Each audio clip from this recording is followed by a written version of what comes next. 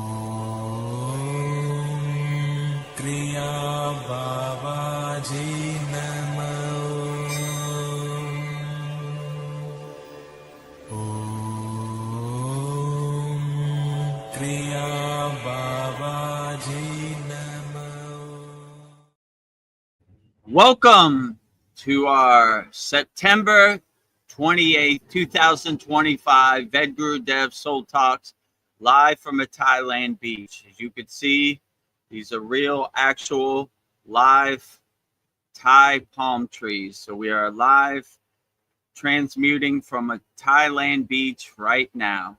So if you have any questions, put it in the YouTube chat. We'll answer all your questions wholeheartedly. And I guess we'll get started answering the questions for today, September 28th, 2025, and our Soul Talks live from a Thailand beach. So don't be shy. Put all your questions in the YouTube chat, and we'll answer them all wholeheartedly. If you don't know, please subscribe to our YouTube channel at Vedagurudev.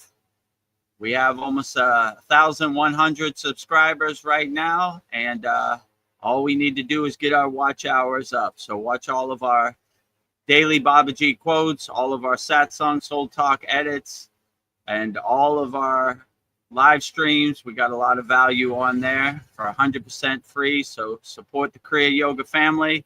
Also discover the secrets of Kriya Yoga 100% free, and join over almost 800 like-minded Kriya yogis and yoginis practicing Kriya Yoga 100% free.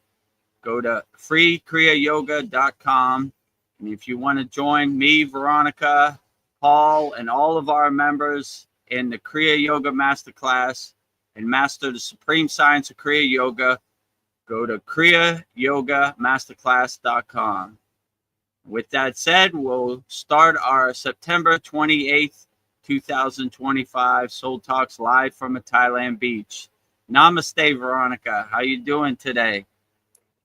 Namaste. I'm doing great. Namaste, everyone. I'm happy to be here for another Soul Talks. I feel like this is my group therapy. I need it every week. So doing great. So how are you doing, Vedagurudev? Yeah, I'm doing great. Hanging in there. You know, Yes. We had a profound 80-second class this Saturday. It almost went 3 hours. So, yeah, going pretty good. Can't complain. Yes. Babaji is great every day.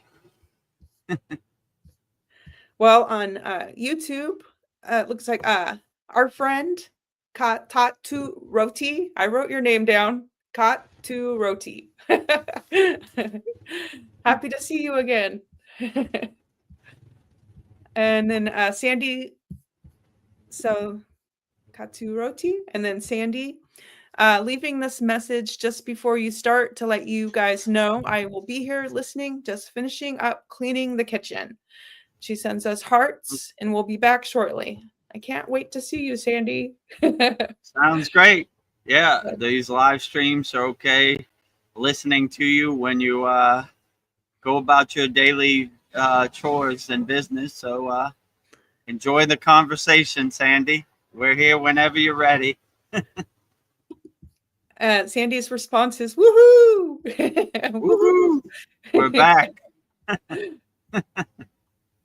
Katu Roti, he says, hi all, looking forward to this one. Me too. I'm looking forward to it too. Put all your questions in the YouTube chat. We'll answer them all wholeheartedly. Yeah. Katu Roti says, I have heard that there are negative entities in the world and they can latch onto people. When they latch onto people, it might manifest as emotional problems. Yeah. Yeah, that's what they say. But if you have your shield up from doing your inner work that is so strong, no matter how much any external negative entities try to latch onto you, it doesn't work. You know, you become like P. Diddy, slippery with baby oil, and they can't stick to you, right? They just slip right off. So, yeah. You know, no matter what negative entities do in the world, it really doesn't matter. If you have done your inner work and you have your shield up and your aura is super strong, they have no chance, you know, like it's too much work for them to attach onto you. So make your inner energy so highly evolved that they can't even attach to it. And even if they did attach to it, it would taste like poison to them because they want easy targets. They want lower frequencies. They want lower instincts. So if you have highly evolved, higher consciousness energy and you are self-realized, if they latched onto you, it'd be like poison to them, you know? So make your energy so highly evolved that no matter what any external thing does, it doesn't affect you at all. You just, you know, you laugh at it like the joke it is. Like, oh, these negative energies trying to attach onto me. I hope they do. You know, my energy tastes like poison to lower frequencies. So they only like lower targets, you know, lower frequencies. If you have a higher frequency, it's like poison to them. So they don't want to attach to any higher frequencies. They only want easy targets, people who are living in a fear-based state, like to hide under their bed. But if you're a fearless yogi or yogini and they try to attach to them, you look for the opportunity to shine your divine light on them, you know, and melt them away like the Wicked Witch of the West and the Wizard of Oz. Melting, melting, I'm melting. So you just melt them away, all right? Oh, you want to attach to me? Be your last day on the planet because I melt negative energy all day, every day. So, yeah, it doesn't matter what anybody else outside you does. If you know who you are, that's why Yogananda's place is called Self-Realization Fellowship. When you know who you are and you're self-realized, no one can tell you who you're not. So if negative entities try to attach on you and you know, let me tell you a story about who you are. You don't believe them because you are self-realized. You know who you are.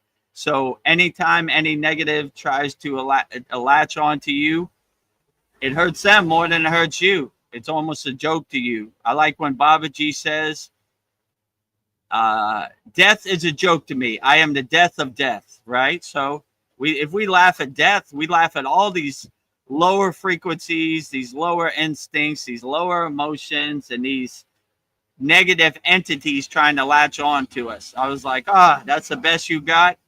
Kindergarten light work over here. So light work. Look for the opportunity. Anytime it attaches onto you, shine your divine light on them, and they'll melt away like butter in the sun, you know?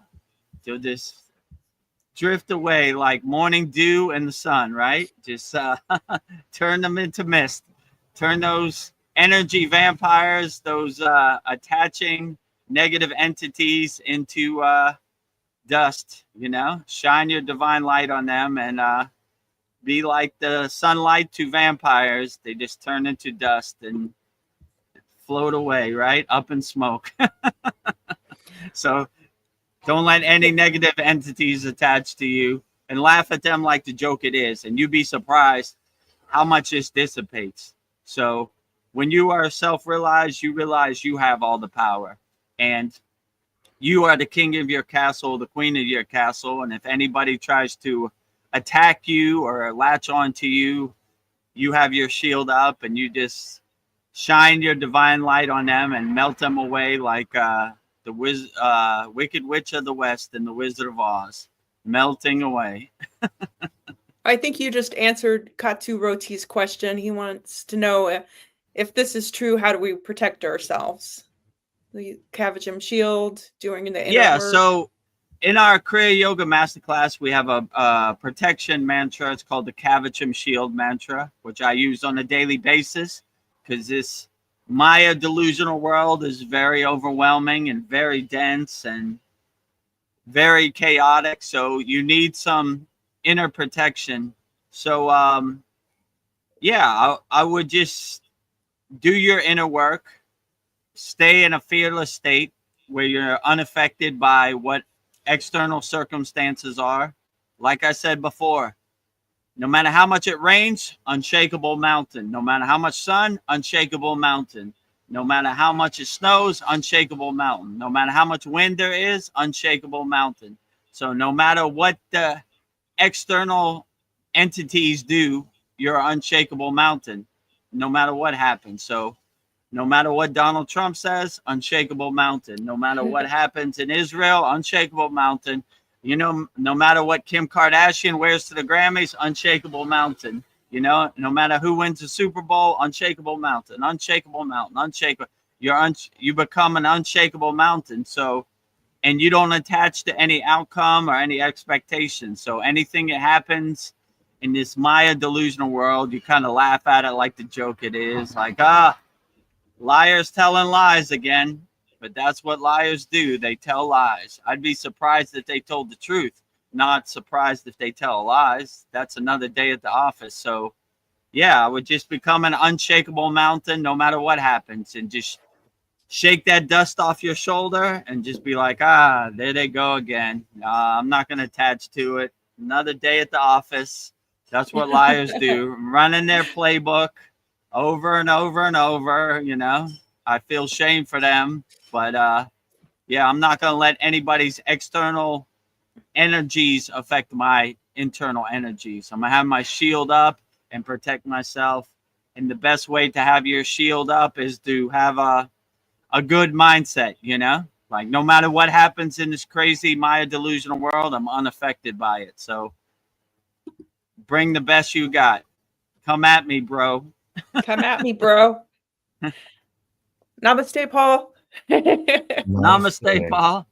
Happy to see you. Whether you're facing a scary surgical procedure tomorrow, Ooh. Unshakable mountain. Yes. Unshakable mountain. Fearless yogi, right? Yeah, you got this.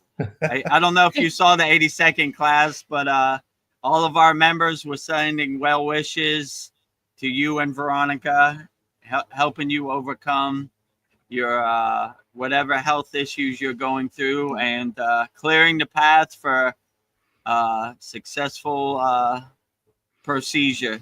Well, thank you. And I did. I was there, but I came in a little late, so I didn't hear what happened to Veronica. What was what happened? I just woke up and I was just feeling nauseous and lightheaded. I think I'm just running on empty. It's like I have 4 jobs. I'm just I don't know. My body just said you needed a break. Okay. So, but I'm okay now. Like, glad to hear that. Yes. But I had Saturday, so I had to leave early. So I wasn't, there all the time. I was listening in the car, let's just say, but my Haitian friend Stevenson came to the shop again, so he's been like just hanging out with me, and it's all, it's just kind of like Oh, we've already known each other somehow, and just like we just kind of clicked, so he just comes, hangs out, and I'm definitely going to be recommending him.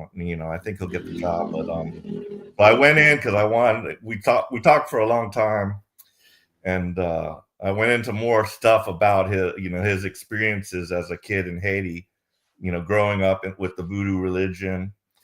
And so he told me a story, because I had heard something about they like bury people alive and about zombies. So I asked him about that, and he was like, yes, that's true. And so he told me literally that he saw he said there's different types of zombies. They can like turn a person into a zombie, and they're usually like used for some type of purpose, like say these two families are feuding or whatever, they'll get a zombie and like send them over there to do some kind of mission, who knows what, and then I don't really know what becomes of the zombie after that. But so that was more of the like a living person that they just did something to him and kind of zombified him. But he said he literally saw like an undead type zombie with like flesh hanging off of him and stuff like that. And it just kind of makes me think that like, and that's his story. He told me that, like it's hard to believe, but that's what he told me. And but I trust him. Like I don't feel he has any reason to lie to me. We're just open with each other.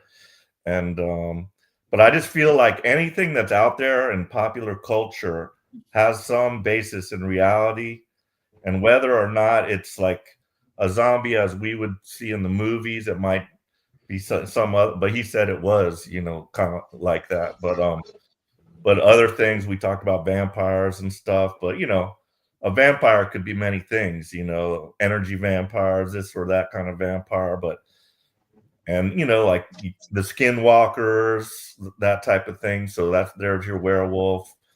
But yeah, all this shit exists. But like I've never seen anything, but I think that's because my vibration is such that I would not attract anything like that into my sphere of, influence. So, Right.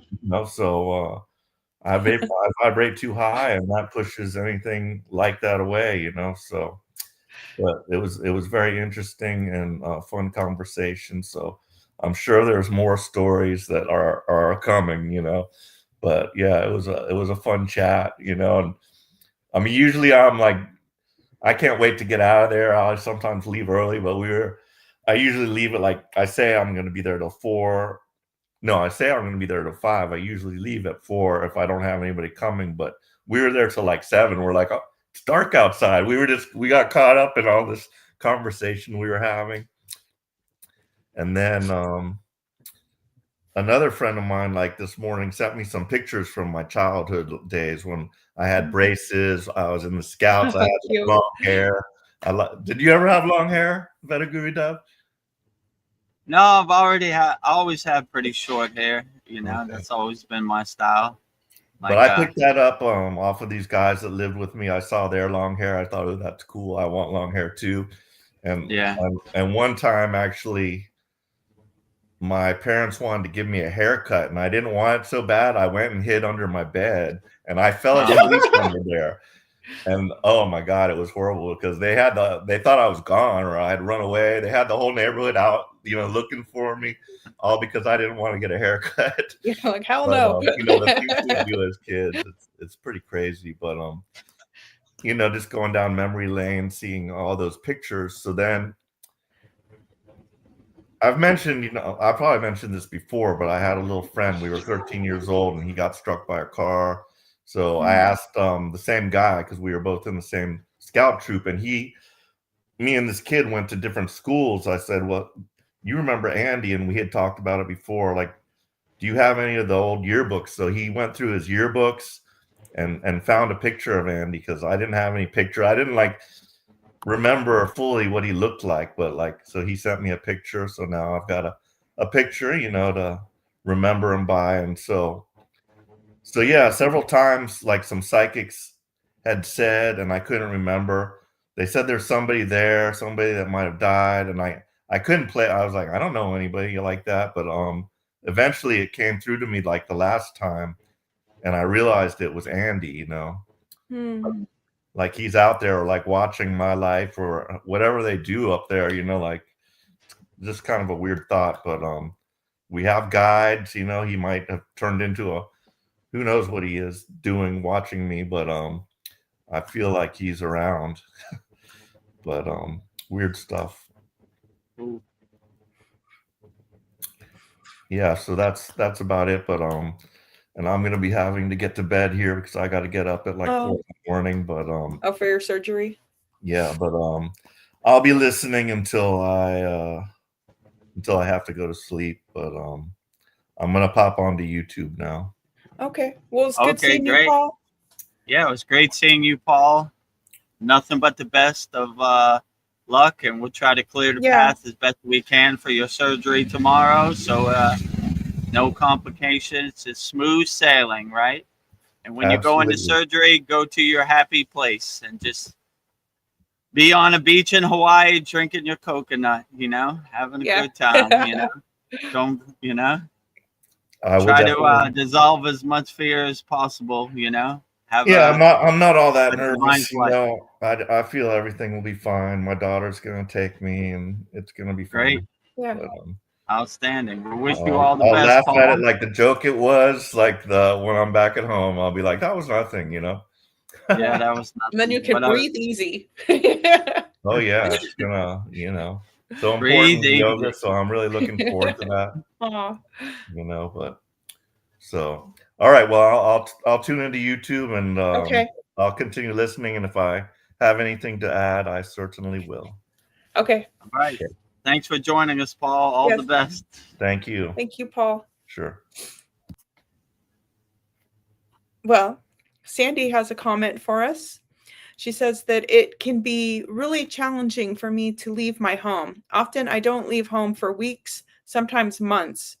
Do you feel from your own experience that the more sensitive, intuitive that one is, the more particular they are about walking around out there? If I didn't have to leave my house, I wouldn't. So yes. Yeah, absolutely. I don't want to leave my house either. I dread kind of leaving my house and going out to buy food, and you know, because the Maya delusional chaotic world just feels so dense to me, and I'm like, I gotta take some deep breaths and put up my Kavachum shield, and I'm like, especially where I live, Thailand, there is no traffic laws. Everybody's driving every which way and the wrong way, and motorcycles, a million. There's like 1,000 of motorcycles at every red light, you know, so they're all next to you, and collective chaotic energy out there. So yeah, anytime I gotta go anywhere, I miss my meditation cushion, I miss my sacred garden, my sanctuary, I miss going to my happy place, you know. So I basically kind of dull that and kind of dilute it by, you know, saying my malas, and, you know, internally I have like a 24-hour a day loop of just saying Om, right? It just runs in the background.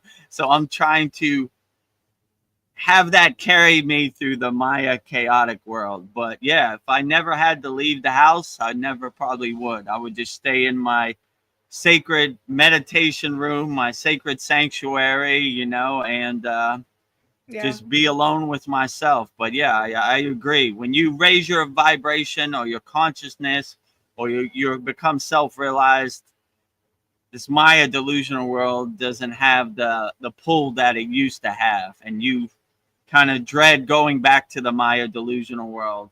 When I was in the Himalayan mountains and my guru told me I had to come to the Maya delusional world and help people, oh, I dreaded it. It was like the worst day of my life. I shed many tears, you know, because I already knew, like, I've been there, done that. I come from the Maya delusional world. Before I got on the path to Kriya Yoga, I treated my body like an amusement park. I did everything you could possibly do to self-sabotage myself, you know, to find happiness somewhere external. But when I learned the higher truth in the Himalaya mountains and became self-realized and walked the spiritual path, it was like going to jail, coming back to the Maya delusional world. So yeah, when I have to come, I mean, it's less now because in the world, but not of the world. But still, when I have to leave and go out and see how people treat each other in the Maya delusional world, it's not to my favor. I miss my Himalayan cave. I miss my meditation cushion.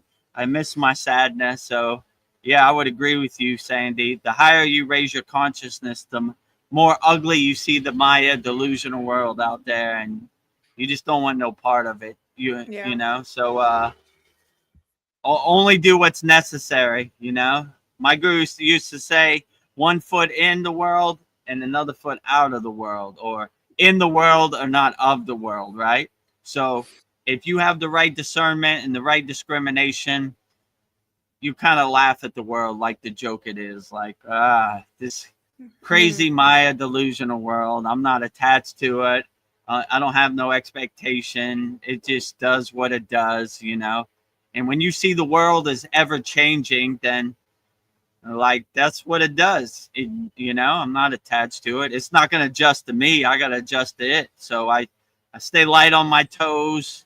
You know, I adjust. I pivot and change course when I need to, and just more laugh at the Maya delusional world. Oh my God, here they go again with that ghost story. Let me tell you a story about this place, and you know, like, oh boy, here we go. You know, so. Yeah, as long as you're not attached to it and you just laugh at it like the joke it is, then you'll navigate it pretty easy. Yeah, there's laugh at it like the sound effect we got there.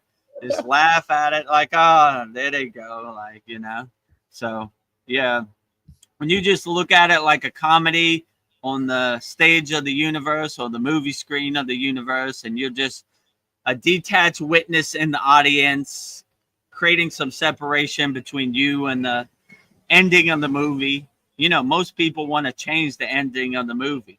This Maya delusional world's going to happen the way it happens. And if you're not attached to any outcome or any expectation, you're like, well, that's the way the movie ended. I didn't think it was going to end that way, but nothing really happens the way I want it to happen. So it just happens the way it happens. And there it is up on the movie screen. What can you do? You know? So yeah, just let it pass like clouds passing in the sky. But yeah, I agree with you. I miss my sacred sanctuary, my meditation room, my meditation cushion, my sadhana. So anytime I gotta go out in the Maya delusional world for a extended period of stay, or you know, all day or whatever, I'm like, oh my God, hurry up so I can get back to my meditation cushion. So I agree with you. So yeah, put your shield up and protect yourself from this crazy comedy, Maya delusional comedy out here in the world. Well, Sandy wants to know what else besides Kavajim Shield can help us sensitive souls not absorb negativity. Thank you. Hi, Paul. Hi, Paul. Hi, Paul. Yeah. So just don't be attached to anything. Just kind of become the detached witness and don't absorb anything. Or, you know, like like I said before, no matter what happens, be an unshakable mountain. You know, no matter what they say on TV, unshakable mountain. No matter what you see outside in the Maya delusional world, unshakable mountain. And I just wouldn't attach to anything. I've become the detached witness, you know? Like we have a practice in our Kriya Yoga Masterclass called Sudhi, which basically means cleansing and purifying yourself. And before we go into meditation, we detach and let everything go. So whatever thought comes into your mind, detach, let go, you know? Let it pass like clouds passing in the sky. Detach, let go. So whatever this crazy Maya delusional world throws at you, it's going to be pulling you at all directions. But if you're aware of the playbook that it runs, then you know what it is. Like, oh, here it comes. You know, like, what do you think of the Prime Minister or the President of Canada? Detach, let go. What do you think about Charlie Kirk? Detach, let go. What do you think about the NFL season? Detach, let go. What do you think about Kim Kardashian? Detach, let go. Detach, let go. Detach, let go. And you just have a process of cleansing and purifying all your thoughts. And then when you have no thoughts, you've taken out the trash, you've cleaned your house, then you go into meditation. And none of these external thoughts follow you into meditation because you've already cleaned your house, and there's nothing to hold on to. So all the distractions you detach and let go and kind of dissipate. So yeah, these are good ways to protect yourself from the outside Maya delusional world, because it is definitely overwhelming. It is definitely dense. It is definitely not going to adjust to you. It's going to stay stiff and rigid, and you got to be light on your toes and adjust to it. So yeah, I would just say it, in your case, I would just say whatever works best for you, then put it in your pocket, put it in your toolbox, and use it on a daily basis. Because there are numerous techniques, there are numerous kriyas, but the ones that really matter are the ones that work for you. So find out what really helps get you through the day. And when you're faced with a big Mount Everest mountain of problems out there in the Maya delusion world, you have some tools and some techniques in your toolbox to help you overcome. You have some in your pocket, like, all right, let me pull that out. I know how I'm gonna get over this. But yeah, just more becoming a detached witness, not attaching to any outcome or any expectation, just kind of laughing at the Maya delusional world like the joke it is. And that will help dissipate it as much as possible. Ha ha ha ha ha ha ha. You know? That's the best you got, kindergarten. Yeah. While you're using your tools right now, I can hear all the sound effects behind you. I'm like, yeah, I'm trying to stay singly focused, right? In this week's class, we learned a technique called Tratak, right? Which no matter how crazy the external distracting chaotic world is, you have laser focus on the bindu point, or you're singly focused on one thing. So even if it's the end of the world and there's bombs going off, if you have a superior Tratak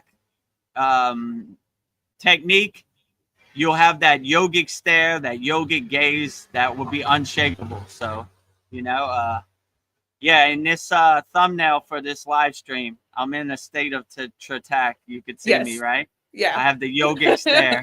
Just to give you an example what it looks like. You're like, oh, Vedgurudev's pretty happy, but he looks pretty serious here. That's the Tratak stare of death. No, it's not burning a hole in my soul. Tratak stare of bliss, not death. Nothing about death in there.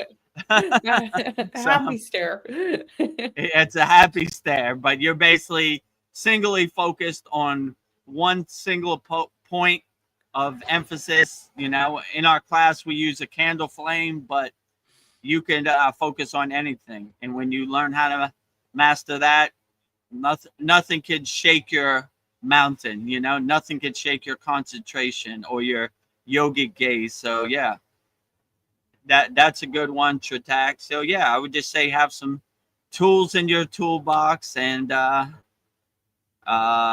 you look for the opportunity when they arise. Like, oh, I know exactly what I got, something for this, right? It's like going in your toolbox. You're like, hold on, I got a hammer. No, I don't need a hammer. I got a saw. No, I don't. I got a screwdriver. Okay, screwdriver's gonna work for this. Let me try it. Maybe let me try the hammer. You know, so you just go down your list and see what you have in your toolbox to help you overcome this Maya delusional world. But the most important thing, most of the people on here are aware, right? So being aware is more than half the way home. Most people don't even have a toolbox. They're just trying to hope that someone will come save them, or the Maya delusional world will adjust to them.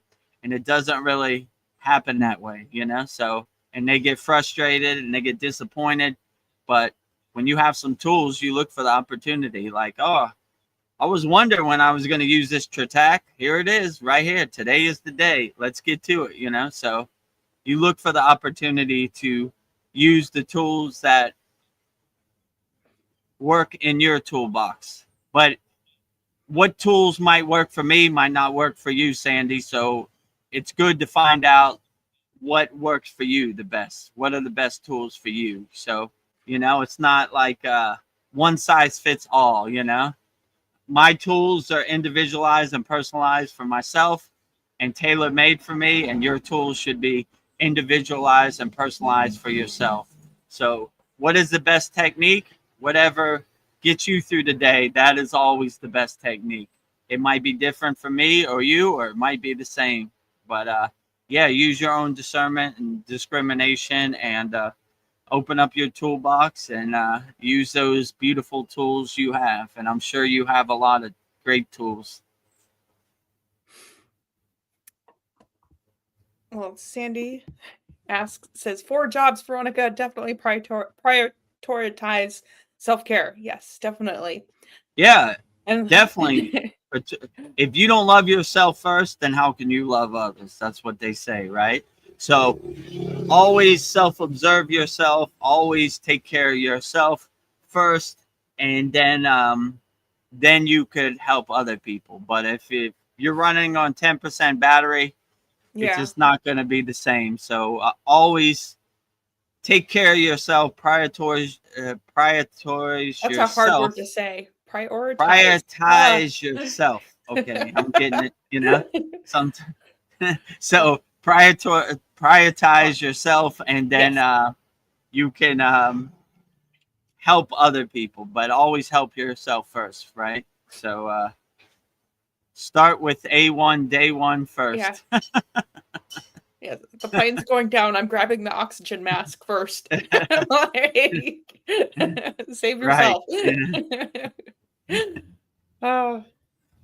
Yeah, today at work, I didn't know, like, talking about the Maya world, like, people will come at me and try to, like, tell me all these negative things, you know, about this and that, and I just have to, like, my strategy is I'll bring up something positive, or I just walk away, but it's hard out here. So, yeah, they're coming. They're coming to dance under your skin. They're gonna push your buttons, you know, like they always. My mother used to say, misery enjoys company. So miserable people want to drag you into their pit of despair, but you have to be on guard. You have to be like Brahma, looking forward, looking backwards, looking to the right, looking to the left. You can't sneak up on Brahma. He's a four-faced god. He's looking in every direction. So, you know, when they say, when people say, like, I don't know, what do you think of Charlie Kirk? I don't know, you know. I don't really have nothing to say about it, you know. People do people things out here. What can you do, you know? You know, it kind of dissipates them. Or when people find out I'm American in Thailand, they say, what do you think of Donald Trump? I don't think anything of him. Yeah. I haven't watched the news in years. What you know, how does that affect me in my present day life? Yeah, it's not part of my reality. Yeah, it's not part of my reality. You know, I don't even live in America. So, you know, I don't think about it at all. I just say, what can you do? You know, and it's usually a person not even from America. It's like, oh, I'm from Norway. What do you think of Donald Trump? I don't know. What do you think about the Norwegian prime minister? I don't know. You know, like, what difference does it make? I don't know how that serves me in the present moment. You know, it's Maya delusional thing on the movie screen of the universe. So so I don't know. They're always trying to make their trash become your trash, but you got to be ever on guard. You got to be like Brahma, have your head on a swivel, looking at all directions. They're coming. You know, when I go out into the world in Thailand, when I drive my car, I said, they're coming. Where's those motorcycles? Yeah. I know they're around here. They're looking for me. There's that guy. He's coming, right? Lord Ganesha, clear the path. My car is my temple. I have a temple, you know. It has Shiva, Ganesh, Lakshmi, Brahma. Who else am I missing? Maruga. I got a whole Kali. Yeah, Cali, yeah. So I got a whole shrine in there. So Yeah. like, and they're leading the path. They're like on my dashboard, and they're looking straight, right? Clearing the Red Sea, right? Parting the Red Sea. Vedgurudev's coming. Enlightened man walking. You know, he's coming. You know, so. But even me, they're coming. I'm looking where they at. I know they're around here, right? I'm not just gonna live in delusion like they're not coming. They're always coming. So yeah, that's why I miss my meditation cushion, because Yeah. they're out there, and they're you know, like, yeah, like yesterday I saw like a road rage incident. This Oh, guy no. on a motorcycle, I think he was a mailman, like he, you know, like Thai mail, and he had his mail, and this guy cut him off or something, and yeah, he tried to get close to him, up to his window to talk to him, and the guy swerved and hit him, and he fell down, and Oh my God. big accident. I was like, Wow. it ain't worth it, bro. It ain't worth it, you know? You know, it ain't worth going to the hospital. It ain't worth going to jail. It ain't worth crashing your motorcycle, wrecking your car. You Yeah, get hurting nothing from somebody. it. You're right. Hurting somebody. You just don't need the headache. It's better just to count to 10 and walk away. Let it go. Yeah. Ain't worth it, right? Ain't worth, you know, because now you have a bigger headache, you know. Call the insurance, get your car fixed, you know. You don't need any of that. So no matter what anybody says in this Maya delusional world, just let it go, you know. Words in the air, Yeah. like smoke, up in smoke. Who cares, you know? Long as they don't harm you or hurt you or cheat you or whatever, you just let it go. Whatever, you know. I don't like the way you drive. I don't care. You know, I who don't care. cares? I You don't know, care. I don't I don't care. want. I don't work for you, right? What you think doesn't matter. You don't put food on my table. You know, you don't give me money. You don't feed my family. Who cares what you think? You know. So if you have that like discernment and realization, then all this kind of dissipates. Like I don't care. You know, I'm a free bird. I'm liberated. I attain moksha. I don't want anybody else's trash becoming my trash. I'm a free bird. Yeah. I don't care what you think, you think, you think, you think, you think. Unimportant, unimportant, unimportant, unimportant.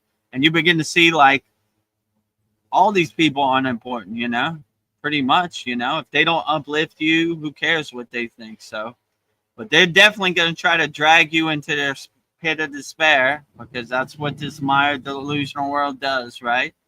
And they try to push your buttons. They try to activate you, get an emotional reaction. That's what they try to do. You know, what do you think about Yeah. Donald Trump? I don't like him. He's a racist. Blah, blah, blah, blah, blah, blah.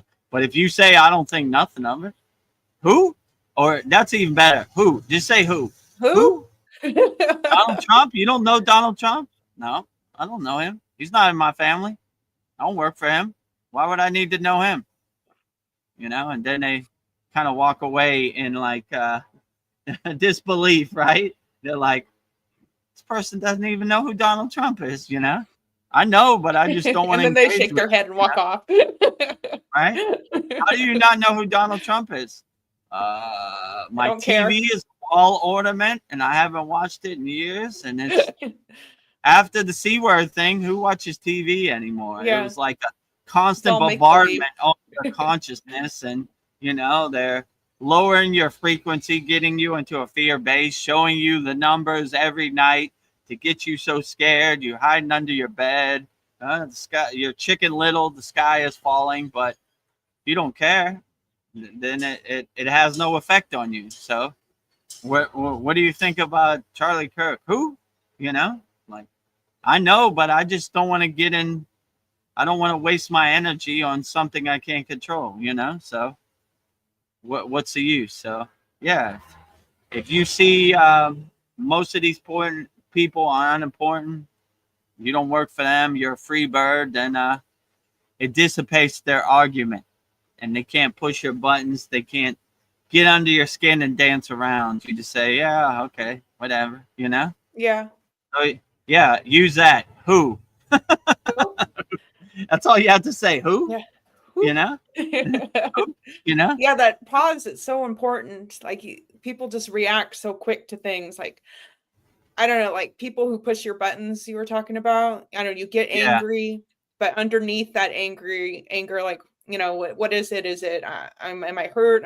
What kind of vulnerability is going on? And just like no matter what happens, you have the power to choose your response. So it's just like true. that pause is so important.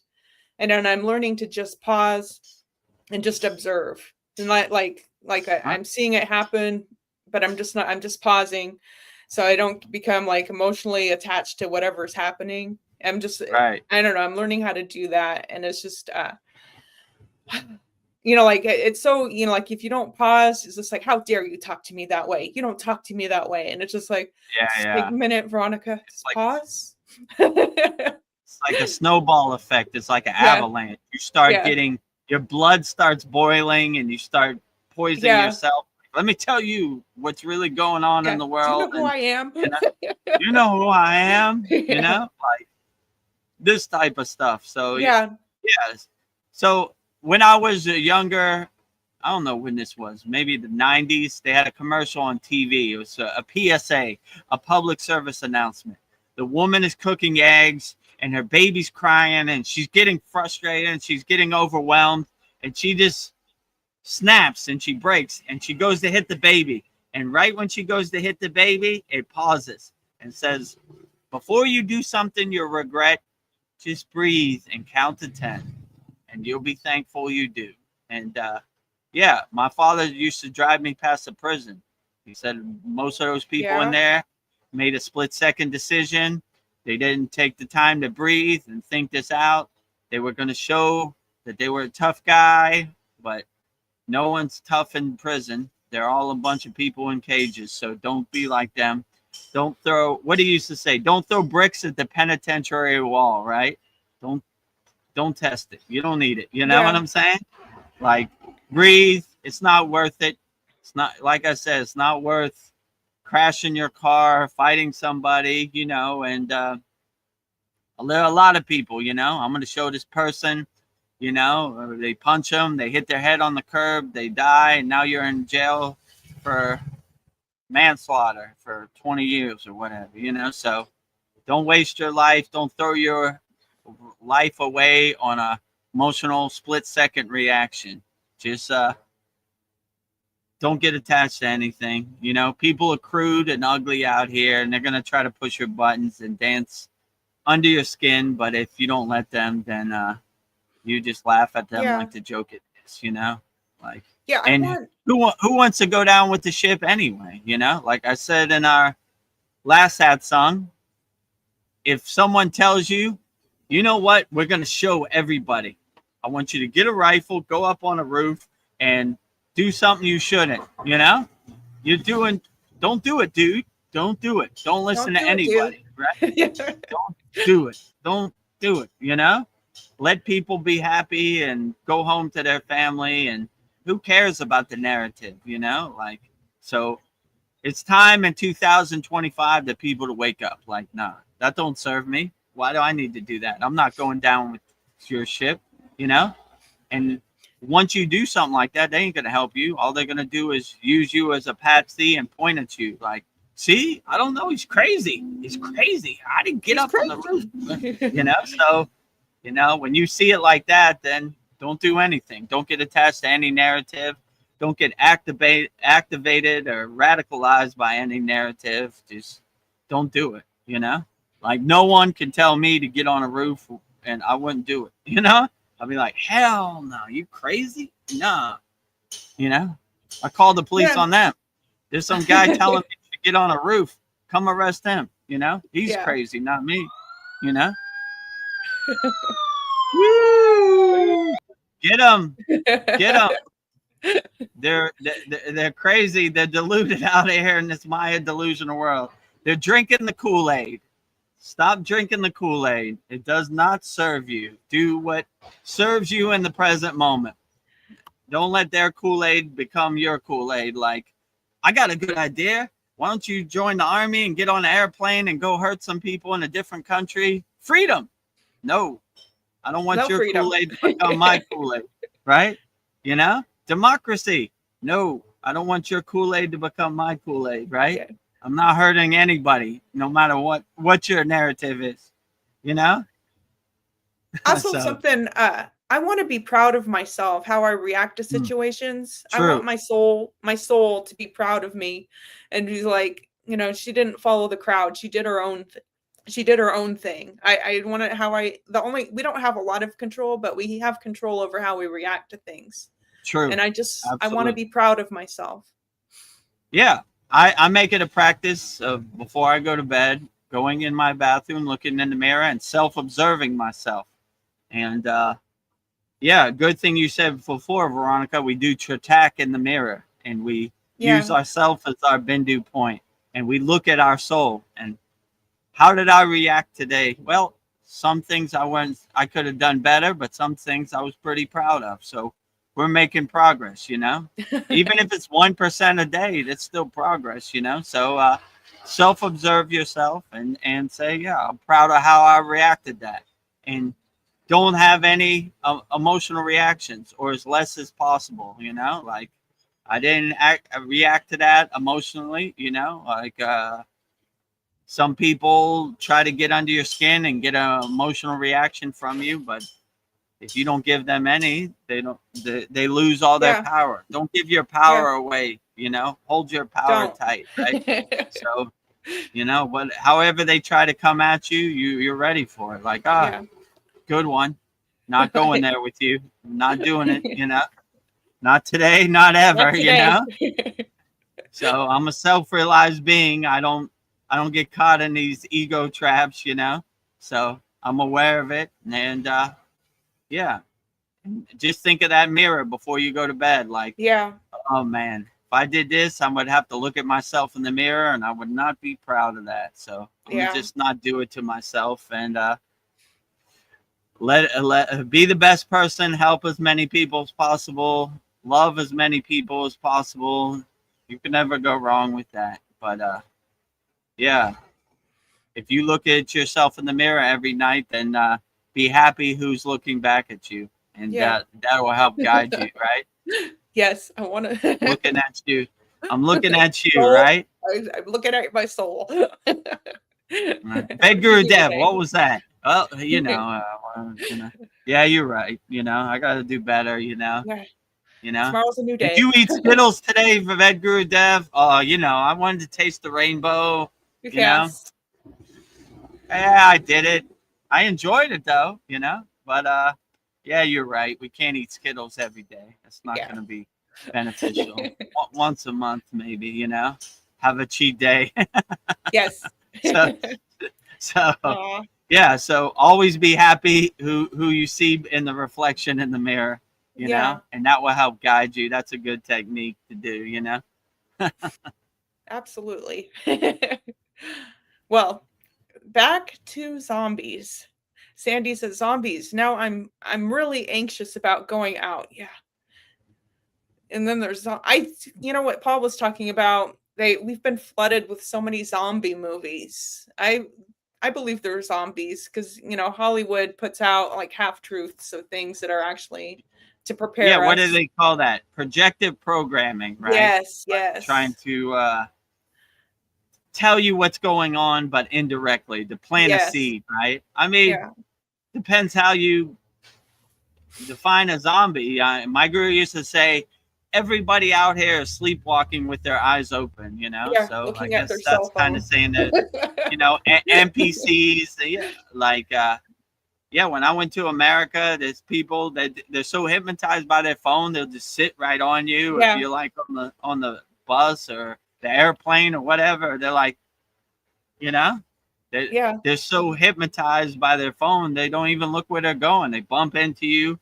Like, yeah, don't go to New York City. I mean, all you do is but you're like a pinball machine, right? Yeah. You know, like ding, ding, ding, ding. You push it over here, push over Yeah. here. Wait a minute.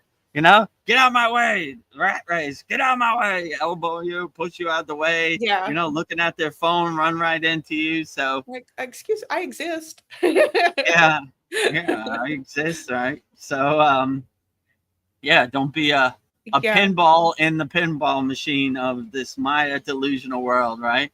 But yeah, so there are a lot of what they call it, NPCs.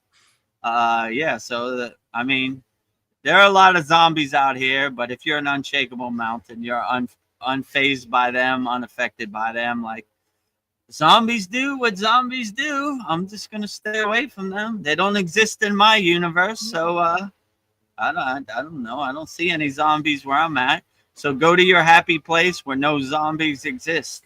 Go to your universe and be the creator and make it as blissful as possible. If you don't like zombies, they don't exist inside you as you. Yeah. So yeah, always go to your happy place, no matter what. So they're out here, but when you raise your vibration and your consciousness, they don't come around, you know? Yeah. Your energy is like poison to them. They stay away as much as possible. So make your energy so high that it's poison to zombies or lower frequency beings or whatever. NPCs. I have a question for you from Katu Roti. What is your emotional statement, Vedagurudev? Are you always feeling euphoric and blissed out 24/7? Yeah, I try to stay in a heightened state of bliss as much as possible. That is the goal as a Kriya yogi, right? I used to like look at yogis in the Himalayan mountains like they're like in outer space, like looking at the sky. But now I understand.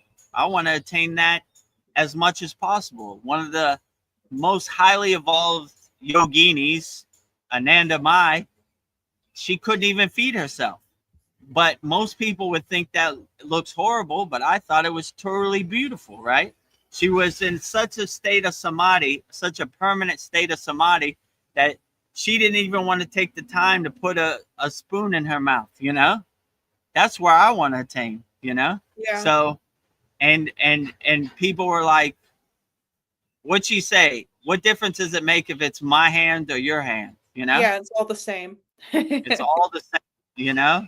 What difference does it make? So yeah, I would like to stay in a blissful, happy state, unaffected by this chaotic Maya delusional world as much as possible, and laughing at it like the joke it is. Like, well, there they go again. Maya keeps Mayan, you know?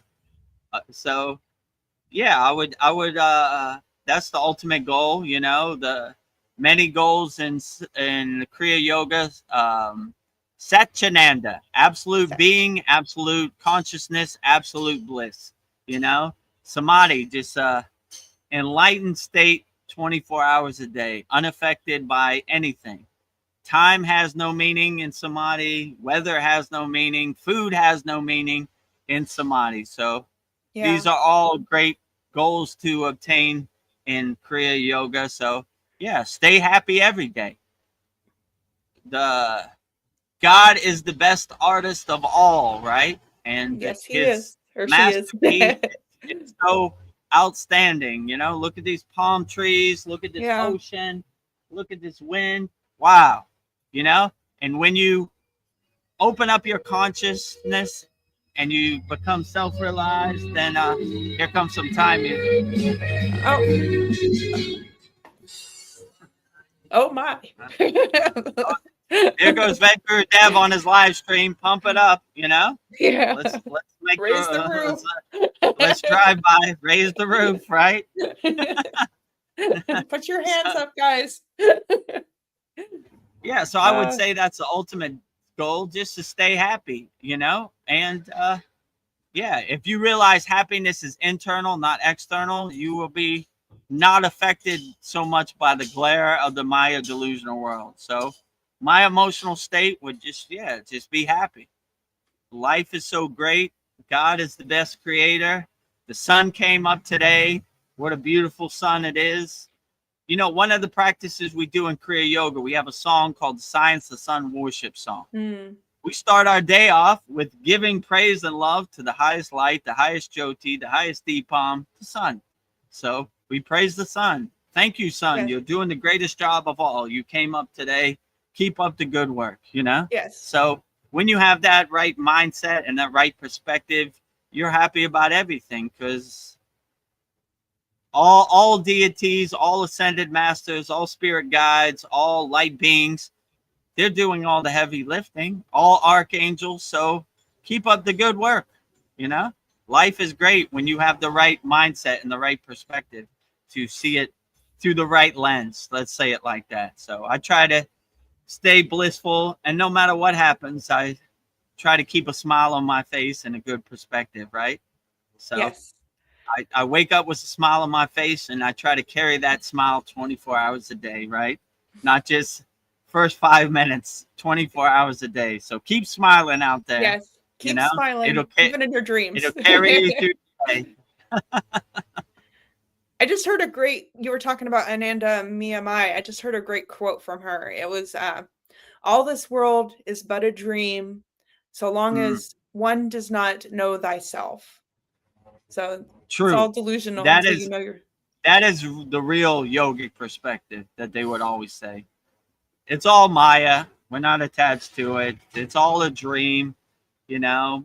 We don't attach to it. So, you know, I mean, most yogis, they don't even attach to their physical body. They look at it like changing clothes, you know. So if you have that perspective, like, yeah, it's all Maya. I don't know, you know, Maya keeps Maying. It does what it does, and it's not going to adjust to me. So why should I attach to anything I can't control? It happens the way it happens.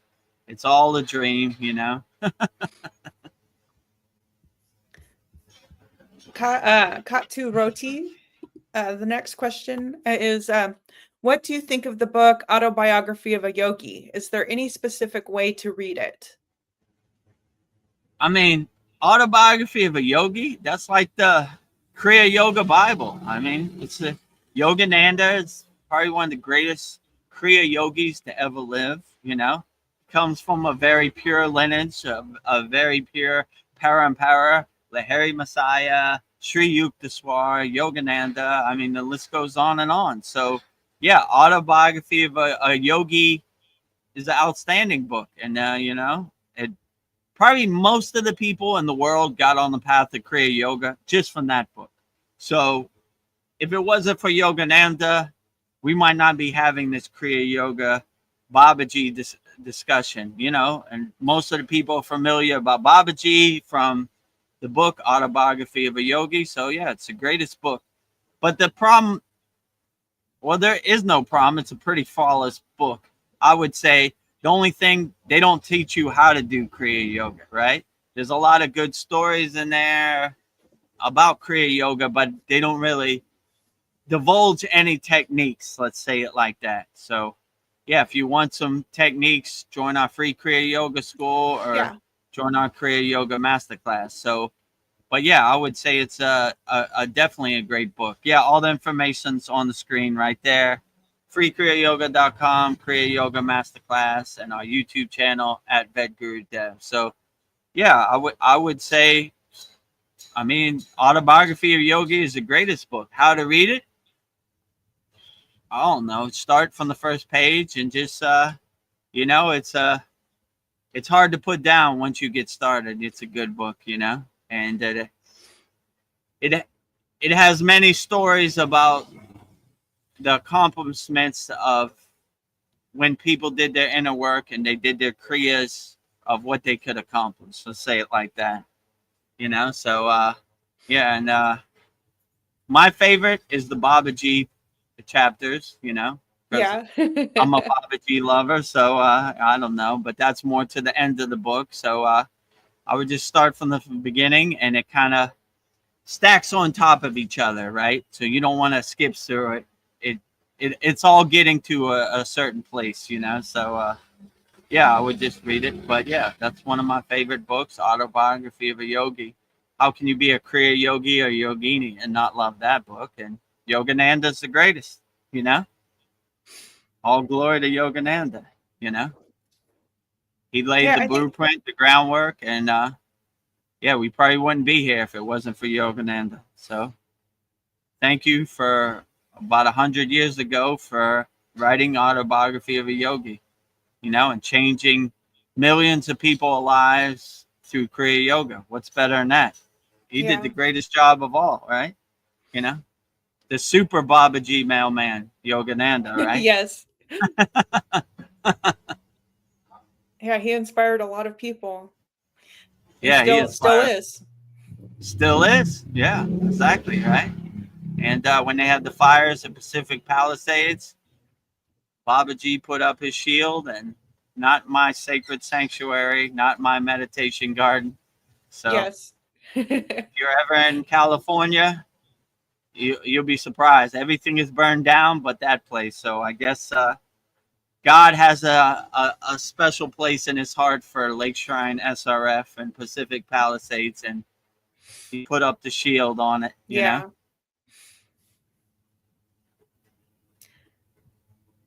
My next question for you from Katu Roti is, how come some people are gifted with more intuition than others? To increase it, do we simply strive for a calmer mind, practice Kriya Yoga, etc.? Yeah, so basically when you start practicing Kriya Yoga, you basically go through like a decompression process. I mean, in my case, I did. The first couple months, you're clearing out all the blockages and all the obstacles and all the resistance that are in you, right? So when you first start Kriya Yoga, your radio signal is very staticky, right? Like you can't hear anything. Like what?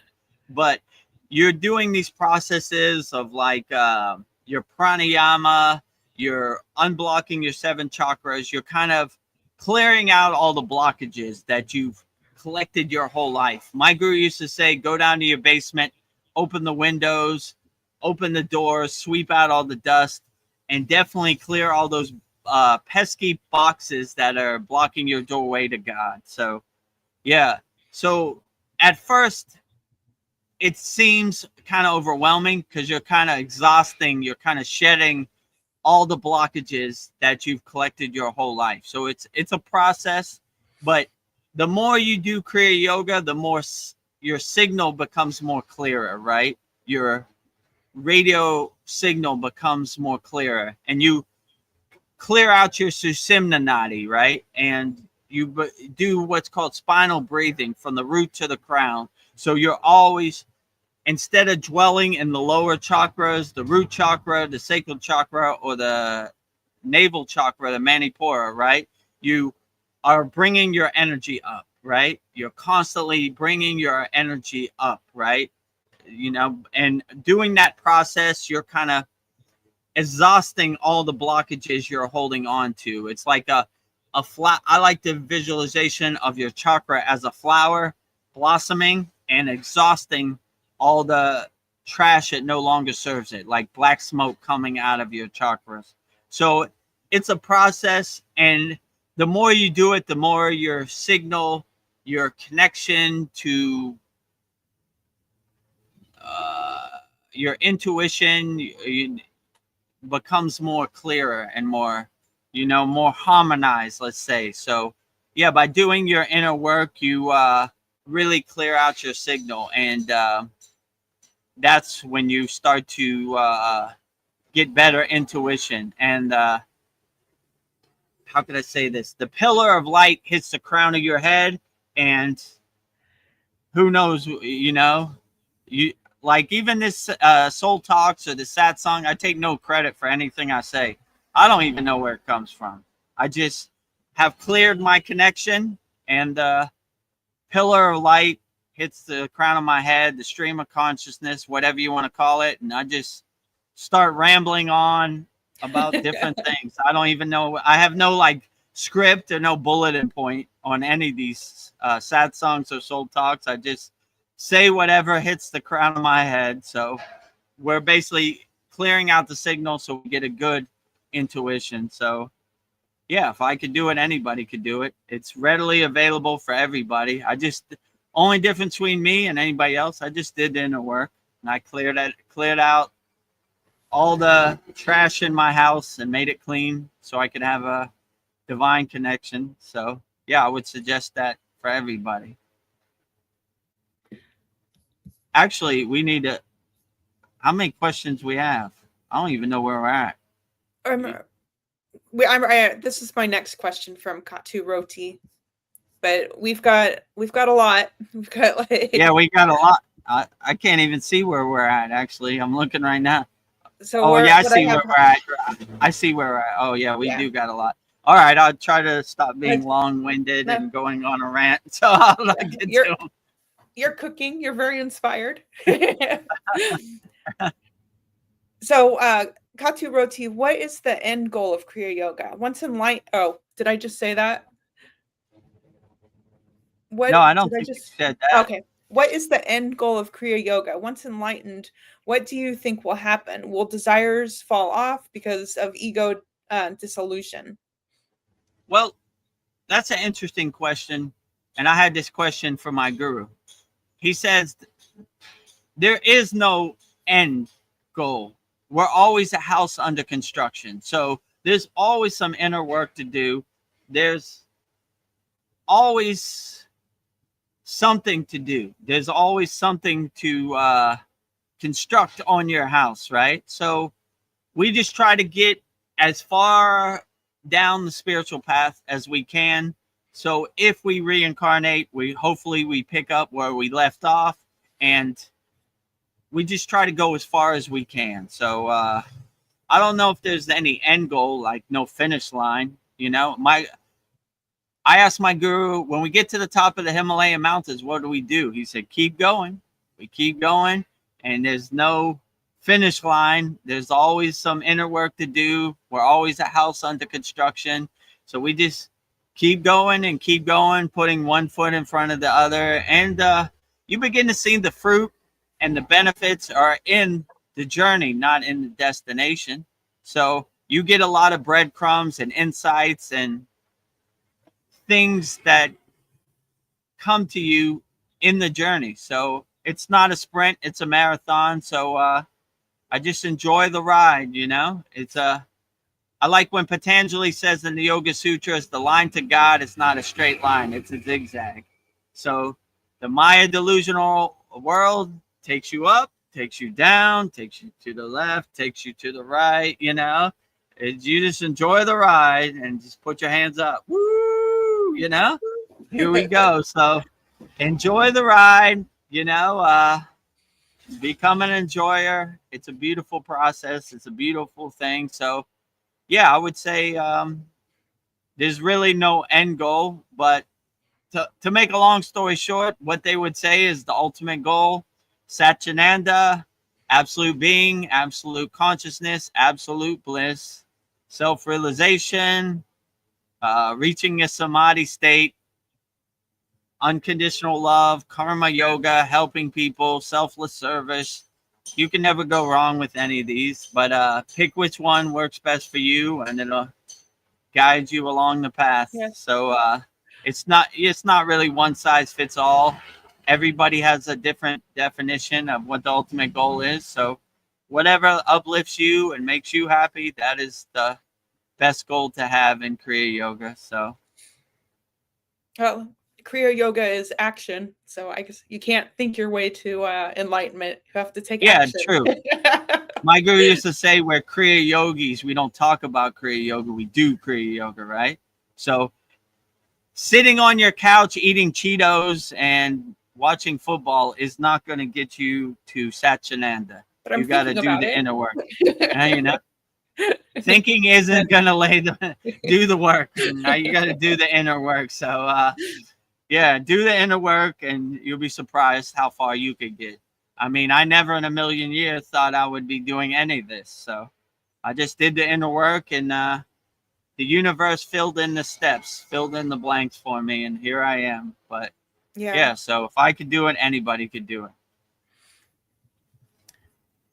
And Katu Roti says, I am guessing we will become selfless and would want to spread Kriya Yoga like you to uplift others. That would be amazing. Yeah, that's the ultimate goal. You know, like in our 82nd class, one of our members, Tony, just went for it, went on a rant. And I was like, great. I want everybody to deliver Babaji's mail, not just me. You know, I could take a day off sometimes. Somebody else deliver the mail. So when I feel people, how could I say, they feel Babaji's essence of presence, I let them go for it. And this 82nd class, Tony went for it, and I was like, preach on, brother. Deliver the mail. Testify. Preach. You know. Preach, testify, you know, like, you know, he's got the Holy Spirit, he's got he's feeling Babaji's presence inside him as him right now. So yeah, become selfless. You know, the highest, they would say the lightning path in Kriya Yoga is karma yoga, selfless service, loving people unconditionally, helping people as much as you can without expectation of rewards or benefits, you know, just helping people. You can never go wrong. Yeah. And help people as much as you can, like Yogananda did. He gave Kriya Yoga to the world. So what a beautiful blessing. So yeah, be that beacon of light, you know, that undimming light that helps people on the spiritual path, because there are a lot of people talking about what you should do, but not a lot of people answering questions. So help people as much as possible. And like I said, when I send my physical body, I want to have a Santa Claus list of millions of people I helped. Cue the sound effect, Veronica.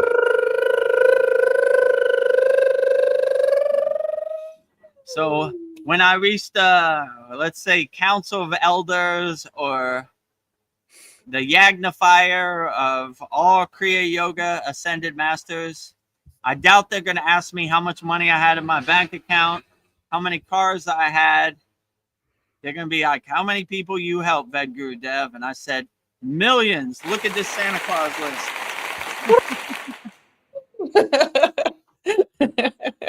This guy got the message. He understood the mission, right? So never go wrong helping people, loving people unconditionally. You know, these are ultimate goals, you know. So but it's open for everybody, you know. I don't want people to think I can't do that. You can do it. I mean, I've told you Katu Roti, you know, many times. You told me one time on the other live stream, it says highly unlikely I could ever become self-realized. I said, wrong. It's highly likely you can. I would have been proof. If I could do it, anybody could do it, you know? I thought it was highly unlikely for me too, but now I realize it's highly likely for everybody. It's like the yogi path. It seems like yogis, they just gravitate towards the light. It just happens naturally. It just happens once you start doing it. It seems like that's the yogi path. You just go towards the light. Yeah, once you get out your own way and you kind of surrender to the path and not have any expectations or get in your own way, it kind of takes care of itself. Like, I don't even know how I got there. I mean, I would have the visualization that, like, when I got to the base of the Himalayan mountains, I was like, I don't know how I'm going to get there. But when you surrender to the path and put one foot in front of the other, it kind of takes care of itself, you know? Like, the universe opens for you and the possibilities are unlimited. So it's highly unlikely. All you have to do is realize your inner self and your true inner potential, and anything is possible. I would definitely say so. Anybody watching this, anybody could do it, you know. Kriya Yoga is for everybody. So everybody. I'm living proof that, you know, I could do it no matter what the circumstances. You know, I wasn't born into a lineage or a parampara, you know. You know, I had to find my own way around in the dark. But it's a lot. I wish when I started they have live streams like this, or I had someone to talk to or answer questions.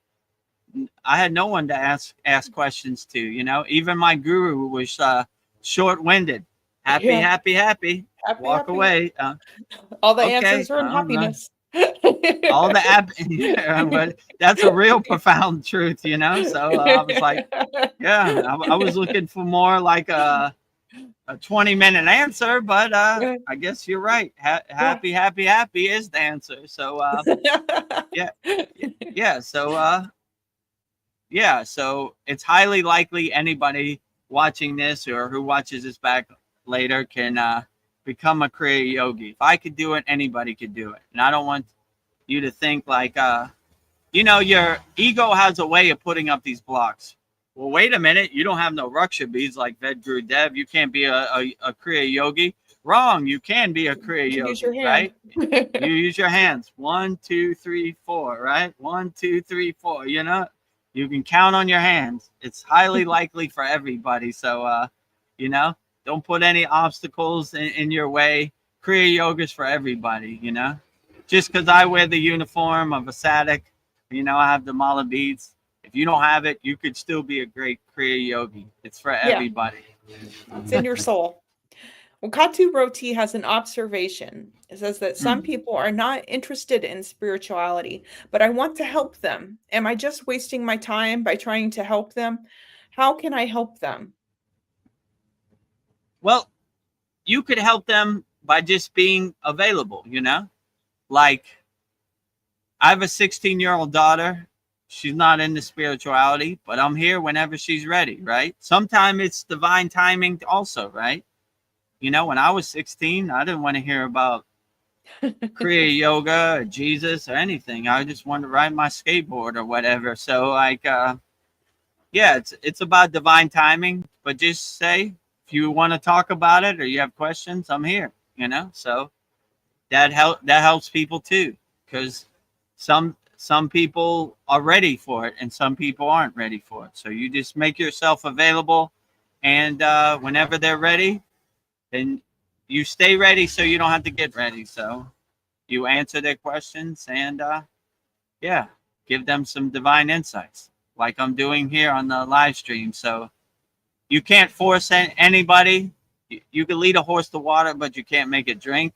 So whenever you're ready, I'm here, you know. If you're not ready, that's perfectly fine. You know, some people have different timing.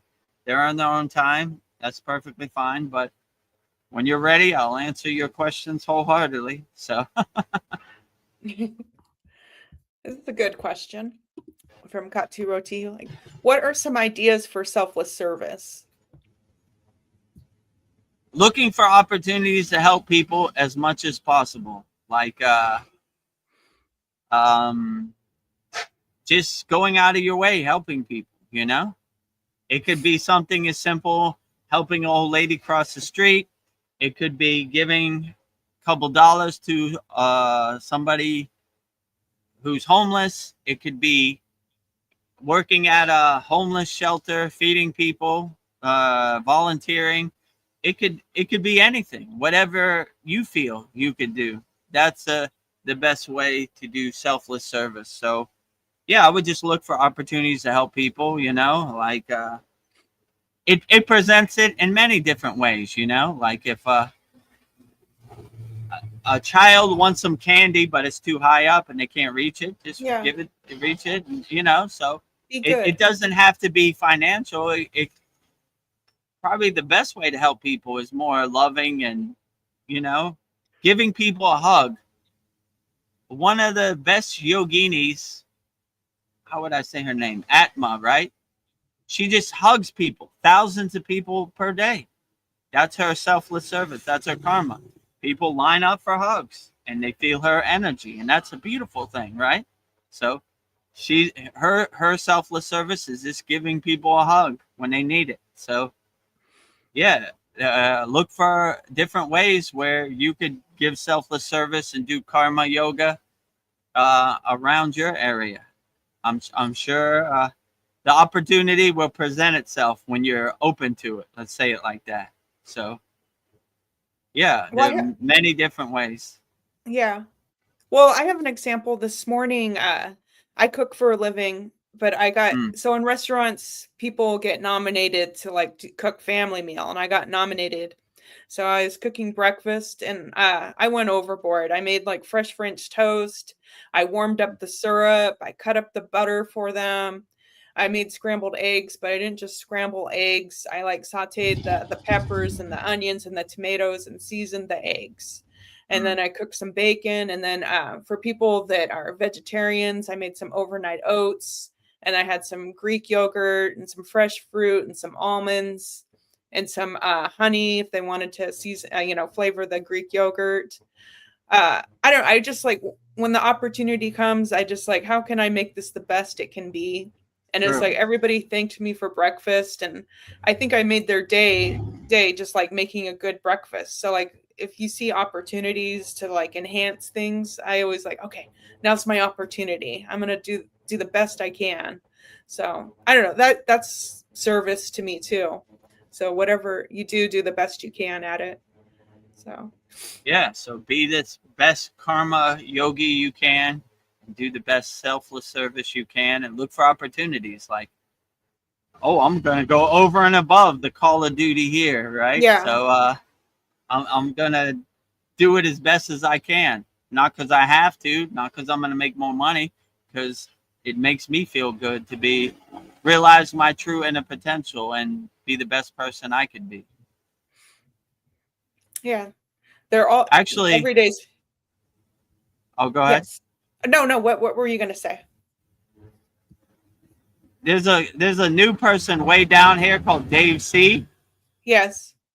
Let's get to him because I don't want him to feel left out. Right? You see it? Yeah, I'll put it up on the screen. Oh, here I see him. Okay. Yeah. Dave C. Hi, everyone. Guru Dev and Veronica. Keep the positive vibes going. I'm watching for the third time. Grateful for this space of peace and love and harmony and discernment. You are manifesting. Thank you, Dave C. Yeah. Thank you, Dave C. That's beautiful. Well, yeah. Keep the good comments coming. I'm glad you don't have to watch in the background. You can ask whatever question you want, and I'll answer it wholeheartedly. But I'm glad we could create this sacred space, this meditative garden, this sanctuary for like-minded people on the spiritual path to come together. And I'm happy to manifest a great place for like-minded spiritual people to come together. So, if you want to continue, subscribe to our YouTube channel, daily YouTube videos there, Babaji quotes, satsang, soul talks, and join our free Kriya Yoga school. And a lot of great videos and a very interactive community. So we're happy to have you here. Don't be shy, ask whatever question you want. Sometimes I get long-winded, but I don't want to leave no yogi or yogini behind. So that's why when I was like, whoa, Katu has a lot of questions. Let me get to Dave C. I don't want no one to feel left out, or Vedagurudev and Veronica forgot about me. No, we got you, Oh, thank you, Dave. That makes my night. And sometimes I feel like I'm just talking to the air. So you never know. Yeah, that's beautiful. You never know who's listening, and you never know who you're helping indirectly. So all the people on the live stream, don't be shy. Put your comments in there, and we'll try to get to them, as quick as possible. So thank you for joining our live stream, our Soul Talks, Dave C. You're welcome anytime. And if you have any questions, don't be shy. I'll do my best to answer it wholeheartedly, Well, Katu Roti, I'm going to get to his next question. In terms of manifesting, is there a currency for it, or is it unlimited? I would say manifesting is unlimited, but you have to come from a place of abundance, not from a place of lack. So when you harmonize and crystallize and align yourself with that frequency that you're trying to manifest, then it's a lot easier. It's a lot more readily available.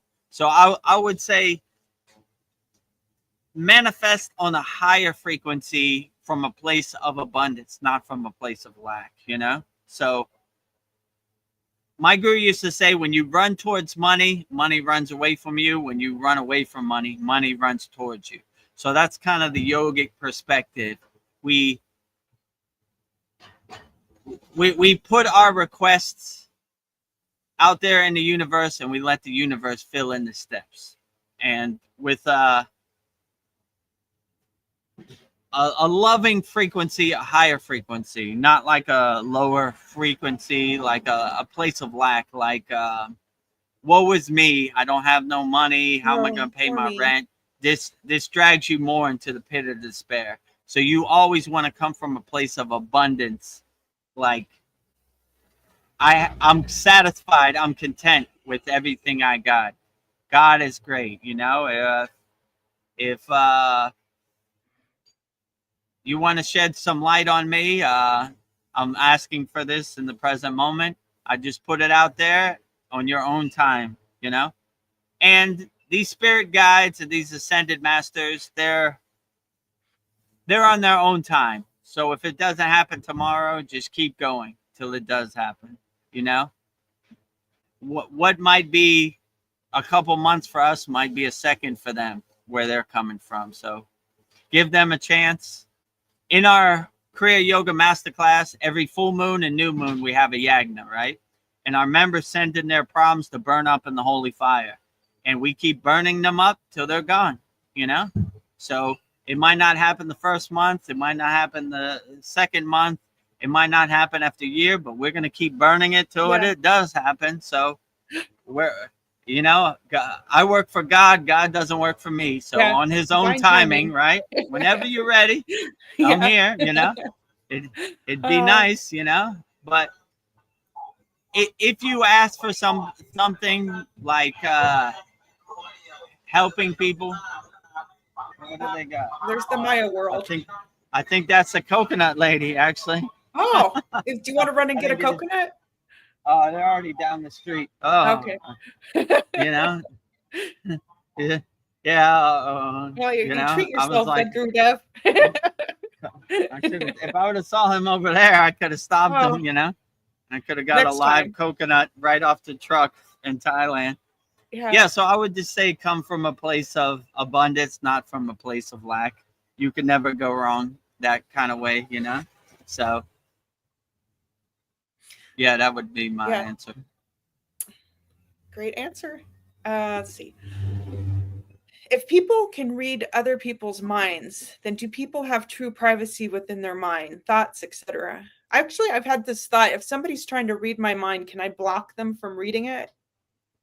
Yeah, if you have your shield up and your aura is strong, then they can't really read your mind. You know, when I was in the Himalayan mountains, they have like these sadhus and these people, and I wanted to test it to see if they could read my mind, and they couldn't because I had my shield up, you know. So nice. Yeah, it's possible, you know, but you know, the one trick I have is I have no emotions, right? I have the Chatak yogic stare, and they can't pick up on no mannerisms, right? It'd just be a blank slate.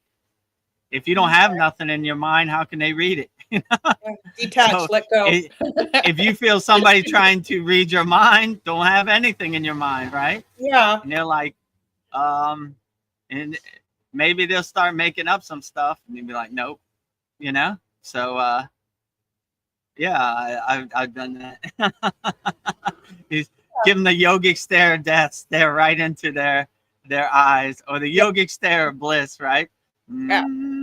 Stare into nothingness. All right. Tell me what you got, right? You got nothing.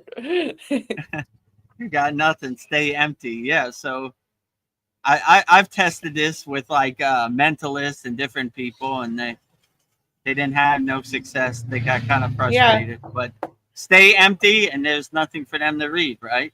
Like if you're a blank slate, what can they read? So be a empty yogi, right? Nothing to read. So well, if someone's trying to read your mind, stay empty, and they can't read your thoughts. Yeah. And if you have no thoughts, then what is there to read, right? So yeah, like Veronica said, use that technique of Sudi, cleansing all your thoughts. You know, I don't have no thoughts. Yeah, So I've let them all it's go. highly unlikely you could read anything because there's nothing here, right? You've taken all the trash out to the curb, so there's nothing to read, right? Yeah, I don't. Katu Rotimi, he brings up a good point. It's privacy within your mind. So it's like, I don't know, like some Yeah. things you want to keep to yourself. Right. You don't want people seeing the skeletons in your closet. Yeah. Hopefully you don't have any skeletons in your closet. And yeah, make your mind private. It's your own sanctuary. It's your own walled garden. It's your own meditation garden. So it's no one else's business. And you know, have your consciousness and your shield up so high that it's no one can read your, you know, unless Yogananda or somebody, you know, that's different, you know. Yeah. But they wouldn't want to read your mind anyway, because they look at like these CTs or these kind of magic tricks as like unnecessary thing. Like, why would I want to do that anyway? You know, they say that about karma. They don't want other people's karma but become their karma. So they don't want other people's dirty thoughts becoming their thoughts, you know? Like, I don't want to see your horror movie. So the real people who could do that wouldn't want to do that anyway. So, you know, the charlatans or the snake oil salesmen who say they could do that, they can't really do it anyway. So yeah, I would just stay blank, be a blank slate, and there's nothing to read. And the real people who could go beyond that barrier wouldn't want to do that anyway, because they don't want your horror movie becoming their horror movie, or your ghost story becoming their ghost story, or your thoughts becoming their thoughts. You know, they look at it the same way as karma. So they wouldn't do it anyway, right? It's almost like a waste of time. Like, I'm not trying to do any magic tricks or prove anything over here. I'm doing my inner work, and these are just byproducts that happen when you do your sadhana wholeheartedly, I would say. So stay blank. Yeah. If it was my CD, I would only use it when I need to. Like if I was talking to somebody who couldn't speak English, if they needed help, I could, you know, see what they needed. But I would use it sparingly if it was my CD power. Yeah, you read people's energy, and you know, if it's coming from a place of love, not from hate, then it's always great. You know, help as many people as possible. You know, if you get a darshan or an intuition and you could feel somebody's energy and help them, then why not? You know, if you're trying to cheat them or steal their money, then probably shouldn't do it. You know, yeah, it's not good. Always come from a place of love, not from a place of hate or cheating or stealing or scamming. You know, so if you're coming from a place of love, you could probably read people's mind or read people's energy. You know, but I don't know. My guru used to say, "Who wants CDs?" The short answer, the ego. The long answer, nobody. Like, you know. We're not trying to prove anything to anybody. Like, you know, we're not yogis to get on the David Letterman show or whatever. We're yogis to do our inner work. Yeah. That's why most of these yogis, if you do have an audience or some yogis doing CDs, it's far away from the glare of the Maya delusional world where no one can see it. So they don't. My guru used to say, between me and between you and God, you know. So like, me, him, and God saw that. That's it. That's only people need to see it, right? So, and it probably wouldn't work if you tried to go on TV or anything anyway, right? Yeah. So. Yeah. Don't force it. What was my next question? Oh, here's a health question for you. Do I need to wait any amount of time after eating, drinking liquid like caffeine, coffee, drugs before practicing Kriya Yoga and meditation? Does the amount of time change depend on each of the above? Drugs? Yeah, I think you maybe should take drugs off that list. No, I'm just, but, so they do say this in Kriya Yoga, like you should. So I would say, in my intuition, the only thing you should really not really, it's good to do asanas on an empty stomach. So if you have an empty stomach, it's good because you don't want to be heavy. You want to kind of be light, especially when you're doing like the full wheel pose or like the plow pose or like these yogic kind of pretzel poses, right? So I make it a practice of not eating until after I do the asanas. The pranayama and the meditation, not really so much, or the mantra japa. So this would only really apply to asanas, right? And the only reason they say this is to be light, you know?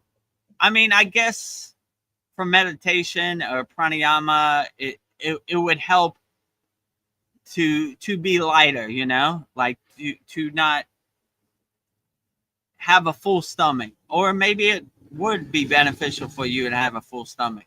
I don't know. I know they say this to not eat, like Sadhguru says this in his program. Don't eat or drink or smoke 4 hours before you do your practice. Is it true or not? I don't know. You can't say one size fits all, you know? So I would use your own discernment. You know your body better than anybody. If you could eat or drink and do your asanas before doing your sadhana, then why not, you know? So it's not like one size fits all. I don't like it when they say in yoga, like, this is the way, right? It can't be, because we're all on different levels on the spiritual path. So the person who knows your body the best is you. So you make the right decisions for your body. If you eat a full meal and you try to do asanas and you feel heavy, you're like, well, that didn't quite work out. Maybe I eat after I do my asanas or after I do my sadhana, you know?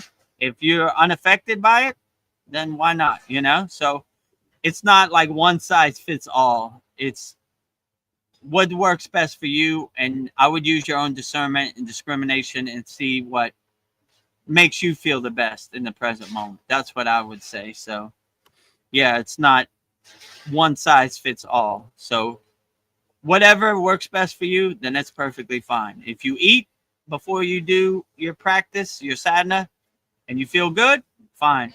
If you feel heavy and you feel like you shouldn't eat before your practice, you want to feel lighter, then eat after your practice. But I'll let you know your body better than me or anybody else. So you tell me what works best for you. So Yeah. I would just test it, observe it, experience it, feel it, then you know what works best for you. So that would be my best advice.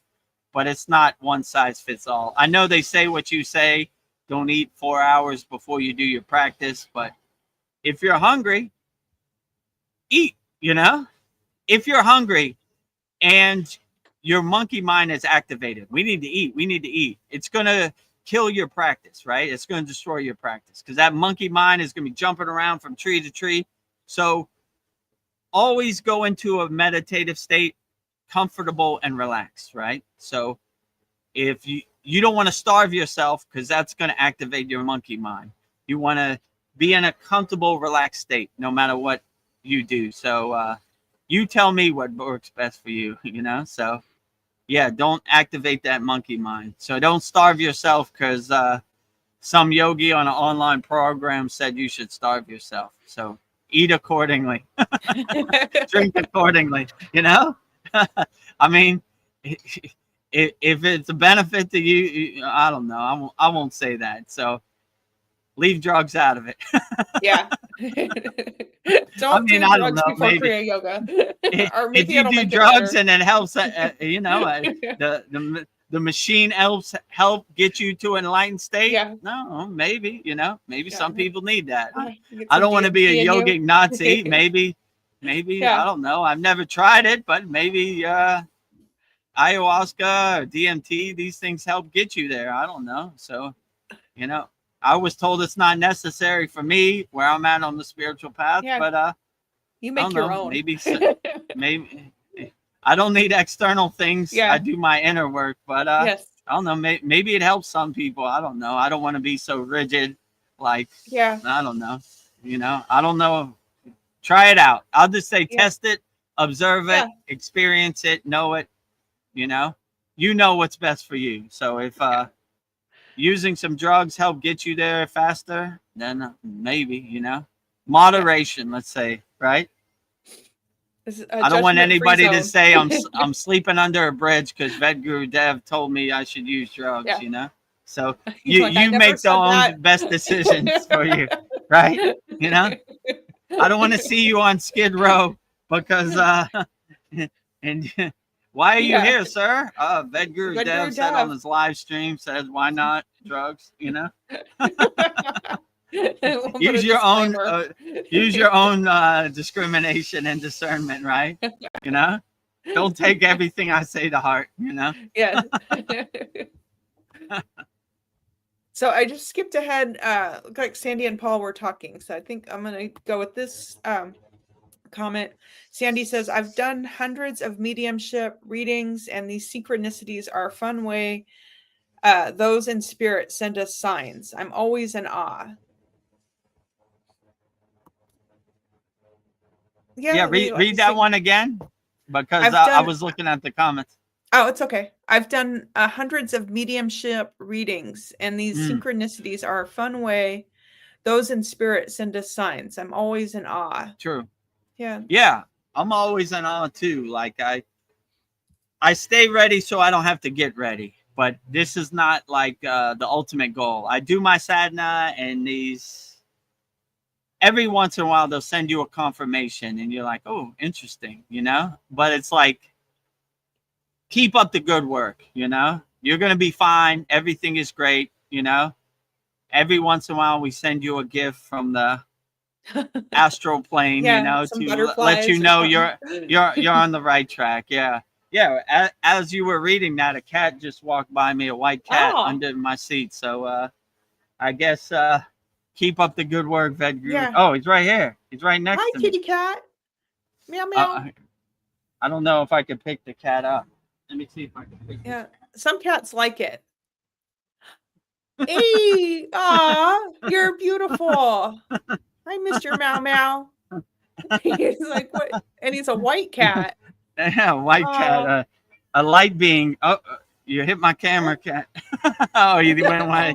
He was cool. He was just like checking things out. That was a cool cat. So, yeah, that's a perfect example. When you stay open and you become like a nuclear power plant, radiating the divine signal and transmuting the divine signal out, you get these confirmations where these butterflies, these cats, these squirrels, these lizards, birds, I don't know where they come from, but once I start talking spirituality, they all kind of line up and give me an audience, which was cool. So yeah, they do give you like some breadcrumbs, some signs on the path, and help you.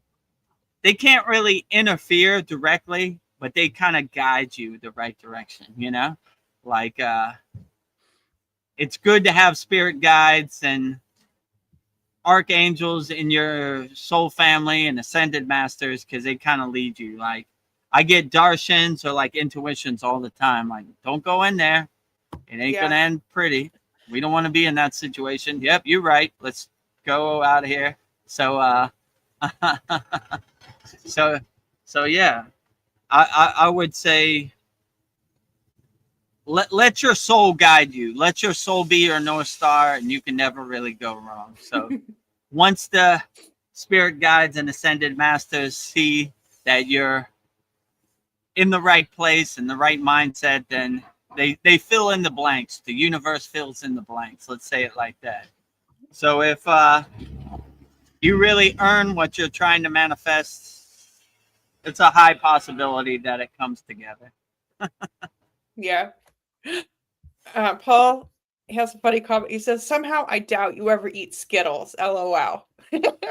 Yeah, I'm just using that for example. I don't really eat Skittles, you know. I'm just, I don't know what else I could say, you know. I guess, my daughter just had her birthday, September 9th, so eat some birthday cake or something like that. Yeah, I don't really taste the rainbow, and it's not as much prevalent. I would have to go out of my way to find Skittles in Thailand. It's not available in every 7-Eleven. Yeah. So Babaji blocks me from my Skittle habit because this is not available in Thailand. So, you know, yeah, I don't really eat Skittles. I just use that as an example. Yeah. I have eaten. Well, I've had tasted the rainbow before, yeah. but not recently. Well, you can be a bogar every once in a while. Yeah, I mean, if I have the urge to eat some Skittles and I'm not attached to it, I can let it go, then why not? Yeah. You know, in moderation, once a month or once a year, whatever it is, you know. Yeah. So Paul says that B Army literally has a plan called Con Plan 8888 11 counter zombie dominance plan. Look it up. Oh my. They've got a zombie plan. You know? Yeah, I'm sure they got a plan for everybody. I was listening to Joe Rogan the other day, and he said that the U.S. government was trying to develop a gay bomb. So they would drop a gay bomb on a city, and everybody would be gay, and that was their plan. So they have all these different programs and things, you know. Picking up some... Yeah, don't have your frequency and your shield so strong that you're unaffected by any of this. Like I said, unshakable mountain, gay bomb drops today, unshakable, unaffected, gross, dumb. Not today, you know? Not ever. Not today, not ever, right? Unshakable mountain, zombie plan 8888, unaffected, you know. Your zombie frequency does not affect me. I'm above it, you know. I can't. If a tree falls in the woods and you didn't hear it, did it really fall? Right? I don't hear your frequency. It's not in my universe, you know. So whatever gay bomb or zombie plan you have doesn't exist in my happy place. So bring it on, bro. I'm not scared. Bro. I just laugh at you. Yeah, I just laugh at you. That's the best you got. Kindergarten, boring, light work over here, you know. Easy day at the office, you know.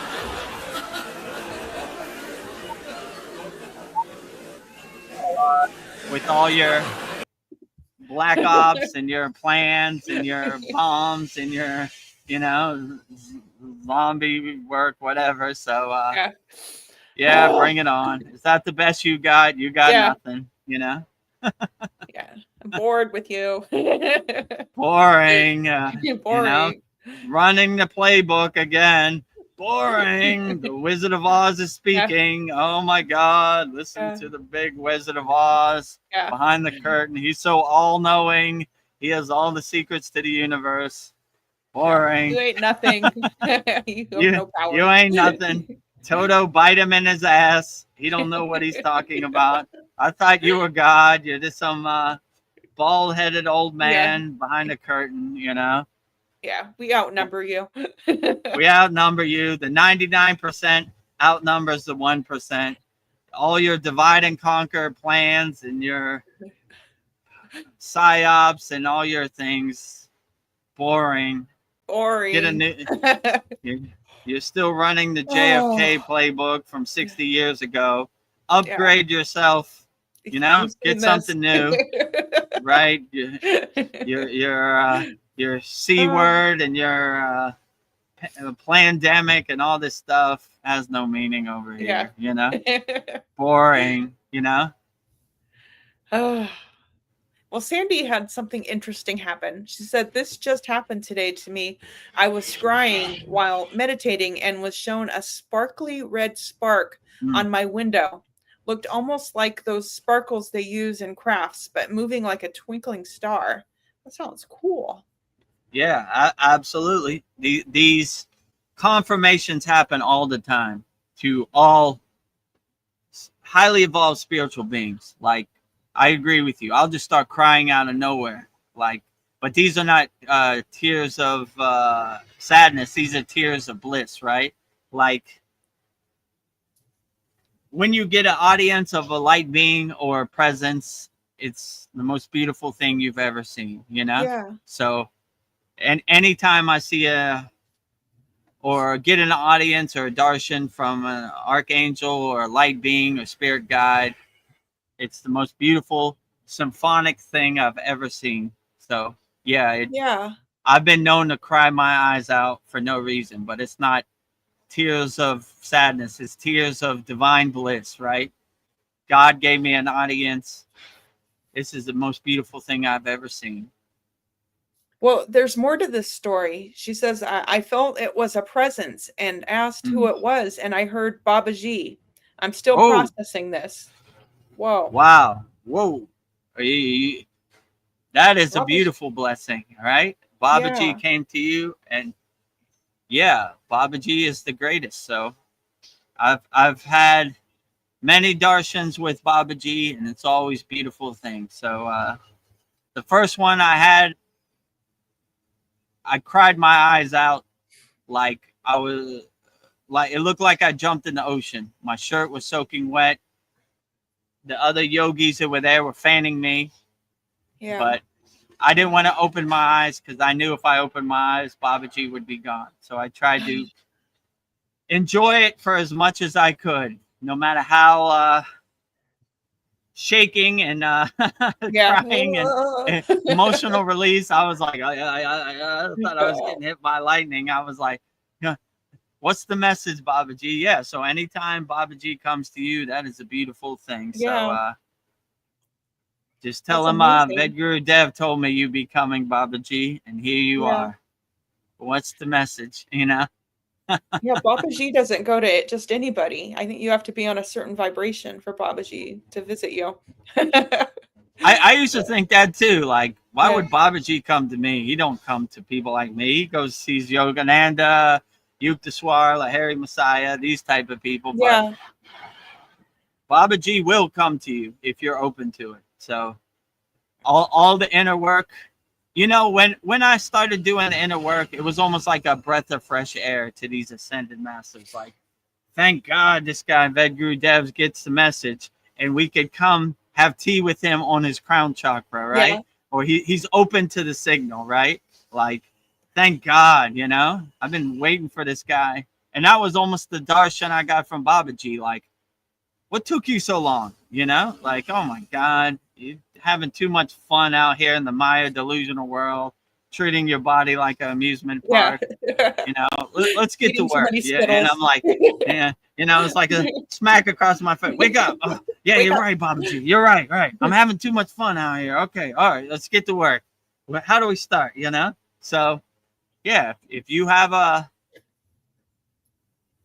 when I have seen Babaji, it's more of an internal thing, but it's like what you say, like a golden sun or like some twinkling sparks that you see, you know?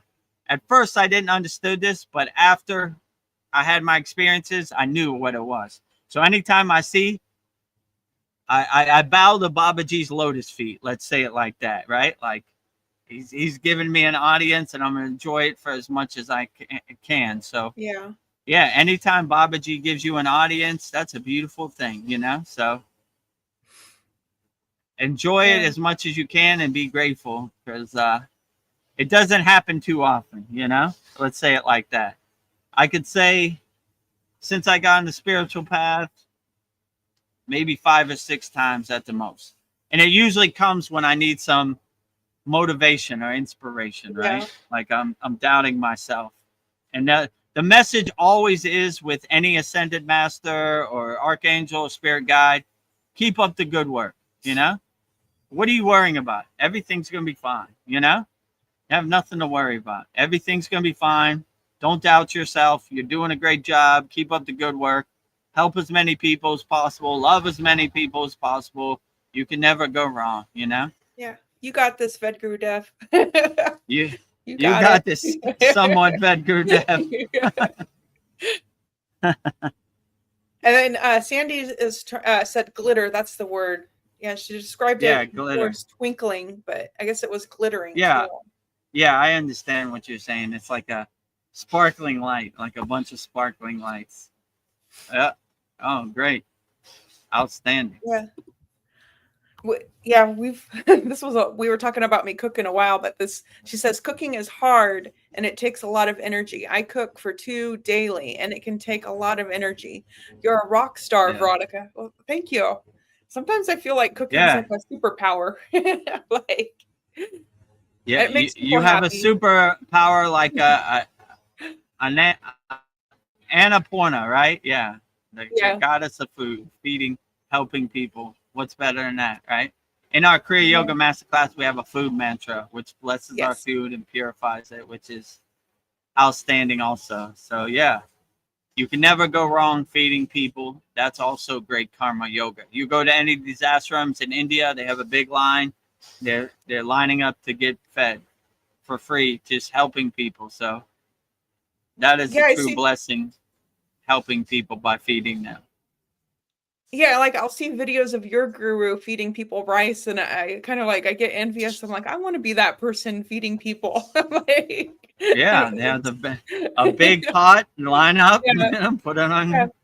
Yeah, it just I don't know. It has like it feels like a warm hug. It just feels good. Yeah, it's great. It's outstanding. Look for the opportunity to feed as many people as possible. Yeah, especially people in need. You know, so we go out of our way. So you can never go hungry in India. All you have to do is go to a temple or an ashram. They're lined up early in the morning and the evening. They got everything ready for you. Yeah. And animals don't go hungry either. You see the animals will come up and take the food off the puja. And Right. They help themselves. Yeah, they don't go hungry either. So if you see a monkey drinking a Abhishekam milk off of the Shiva Lingam, perfectly fine too, you know? Yeah. It's divine milk. Why not? Well, Sandy says, I do enjoy cooking at times. I definitely love eating. Yes. Eating is very enjoyable. Yeah, absolutely. That is probably my vice. I enjoy food, right? That's, you know? Especially when you come back from the Himalayan mountains, it's kind of bland and cardboardish. So when you get some spices or some flavor, you're in hog heaven. This is what salt tastes like. Ooh, salt. Oh, well, yeah. I remember my guru tell you a funny story. He's like, we have a special treat today. And I was like, oh, yeah, Indian sweets. Come on, Indian sweets. And he was like, ghee. You know what ghee is, like clear butter, right? Yeah, I was like, ghee? Can I get some sugar in my life? Butter. You know, I was like, ghee? That's it? My enthusiasm here. I remember we were going up the Himalayan mountains and we stopped somewhere at one of these ashram, and Vedmuni was like, Vedagurudev, come with me. And I was like, where are we going? He was like, I'll show you. And they have these sweet spots in India, right? And we went to the sweet spot and we were in there dancing and eating sweet. You know? I'll probably have like a video or a picture of it, but like, yeah, we're in there and they're like, we came back and it was like, Vedmuni, where'd you take Vedagurudev? He was like, just down the road. Yeah. He's like, you didn't indulge in any sweets, did you? He knew. Yes, Baba. You know, he knew, you know. It tasted so good, Baba. Come on. Once in a while, some sweets, right? Like little kids. But it was funny because we were in there like dancing. It was like, sugar, you know. Well, I forgot what sugar tastes like, you know. We were behind the counter with the guy who was selling the sweets, dancing. You know, play that in. Oh, it tastes so good. Katu Roti says, "Thank you very much for answering my questions. Very lucky Yeah. and grateful." No He problem. says, Anytime. I'll answer all of everybody's questions wholeheartedly on the YouTube chat, and yeah, so it's my true blessing to answer your questions wholeheartedly. I know what it's like because when I started on the path, I had a lot of questions, but no one really to answer it. So it's good to have a platform where we could answer spiritual questions from people around the world. So yeah, put it in the YouTube chat. We'll answer all your questions wholeheartedly, And then the last part of his comment, he says, "It seems like the solution to all questions is to practice Kriya Yoga." Yeah. I mean, I would say that, but I'm kind of biased, So I asked my guru one time, how will I know when I'm enlightened? He said, when you have no more questions. So once you do the inner work, you experience it, you feel it, so you know it. So the questions get answered by themselves, just by doing your own sadhana and your own yogic practice. So yeah, I would say, the inner work is done by realizing your true inner potential. What spiritual path you take to realize that is up to you. I'm biased. I'm a Kriya yogi. I love Babaji, so I'm always going to say Kriya Yoga and Babaji, but it's not one size fits all. Find which God you resonate with the best and uplifts you and makes you the best. So if that is Babaji, then that is truly beautiful. Everybody who loves Babaji and Mataji, I love them, and we love all Kriya yogis and Kriya yoginis. And, if you want to be a Kriya yogi or yogini, and you need some step-by-step process, go to our free Kriya Yoga school, subscribe to our YouTube channel. But it's ready. Everybody is a Kriya yogi and yogini. They just unlock their inner potential, unlock their inner Kriya yogi or yogini, right? Realize it. So all we do is give you tools to realize what you already have, right? And clear out all the blockages and all the distractions. So, we basically clean your ashram, your temple with these kriyas, and you realize that the self-realization has been dormant inside you always. So once you unlock that, then you'd be surprised your own potential, right? So yeah, I remember the that's first interview you did with Chad, and you were like, "If you love Babaji, I love you." And I was like, "Who is this Babaji?" Like, right, maybe I'll love Babaji. Now we know too much about Babaji, right? I love Babaji. If you love Babaji, I love you wherever you're out in the world. So let's get to work. Let's plant that tree today. Yes. Like I said before, the best time to plant a tree was 10 years ago. Second best time to plant a tree is right now, today. So plant your tree today. Get on the Kriya Yoga path. If you need some tools, it's all on the screen right there, and we'll get to work. Sandy brings up a good point. Gay is not something you can turn on. What the heck? LOL. I don't know. You're talking about the U.S. government. You're talking about the, the cabal, the elites. Their mind is not right. They are not coming from a place of love. They're coming from a place of hate.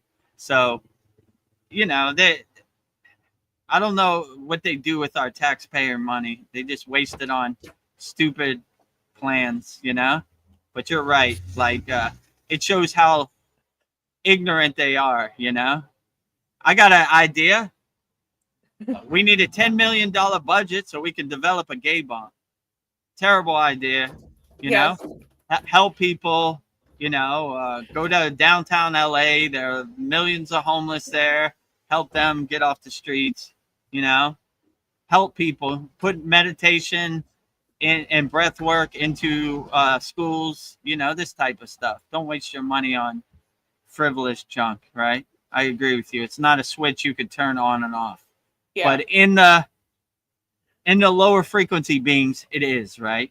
So that just shows you, why should we listen to them? They don't know anything there. Right? They don't have the answers, right? That's what they're working on, is a gay bomb. They're spending all this money on that. Right. Like, I could barely pay my rent this month, and they're wasting all my taxpayer money on a gay bomb. But, you know, it doesn't surprise me. You know, this is the Maya delusional world that we live in, you know. Oh, I missed a Sandy comment. She said, "Yay, kitty cat." I thought was cool. Yay, that cat. cat. Yeah.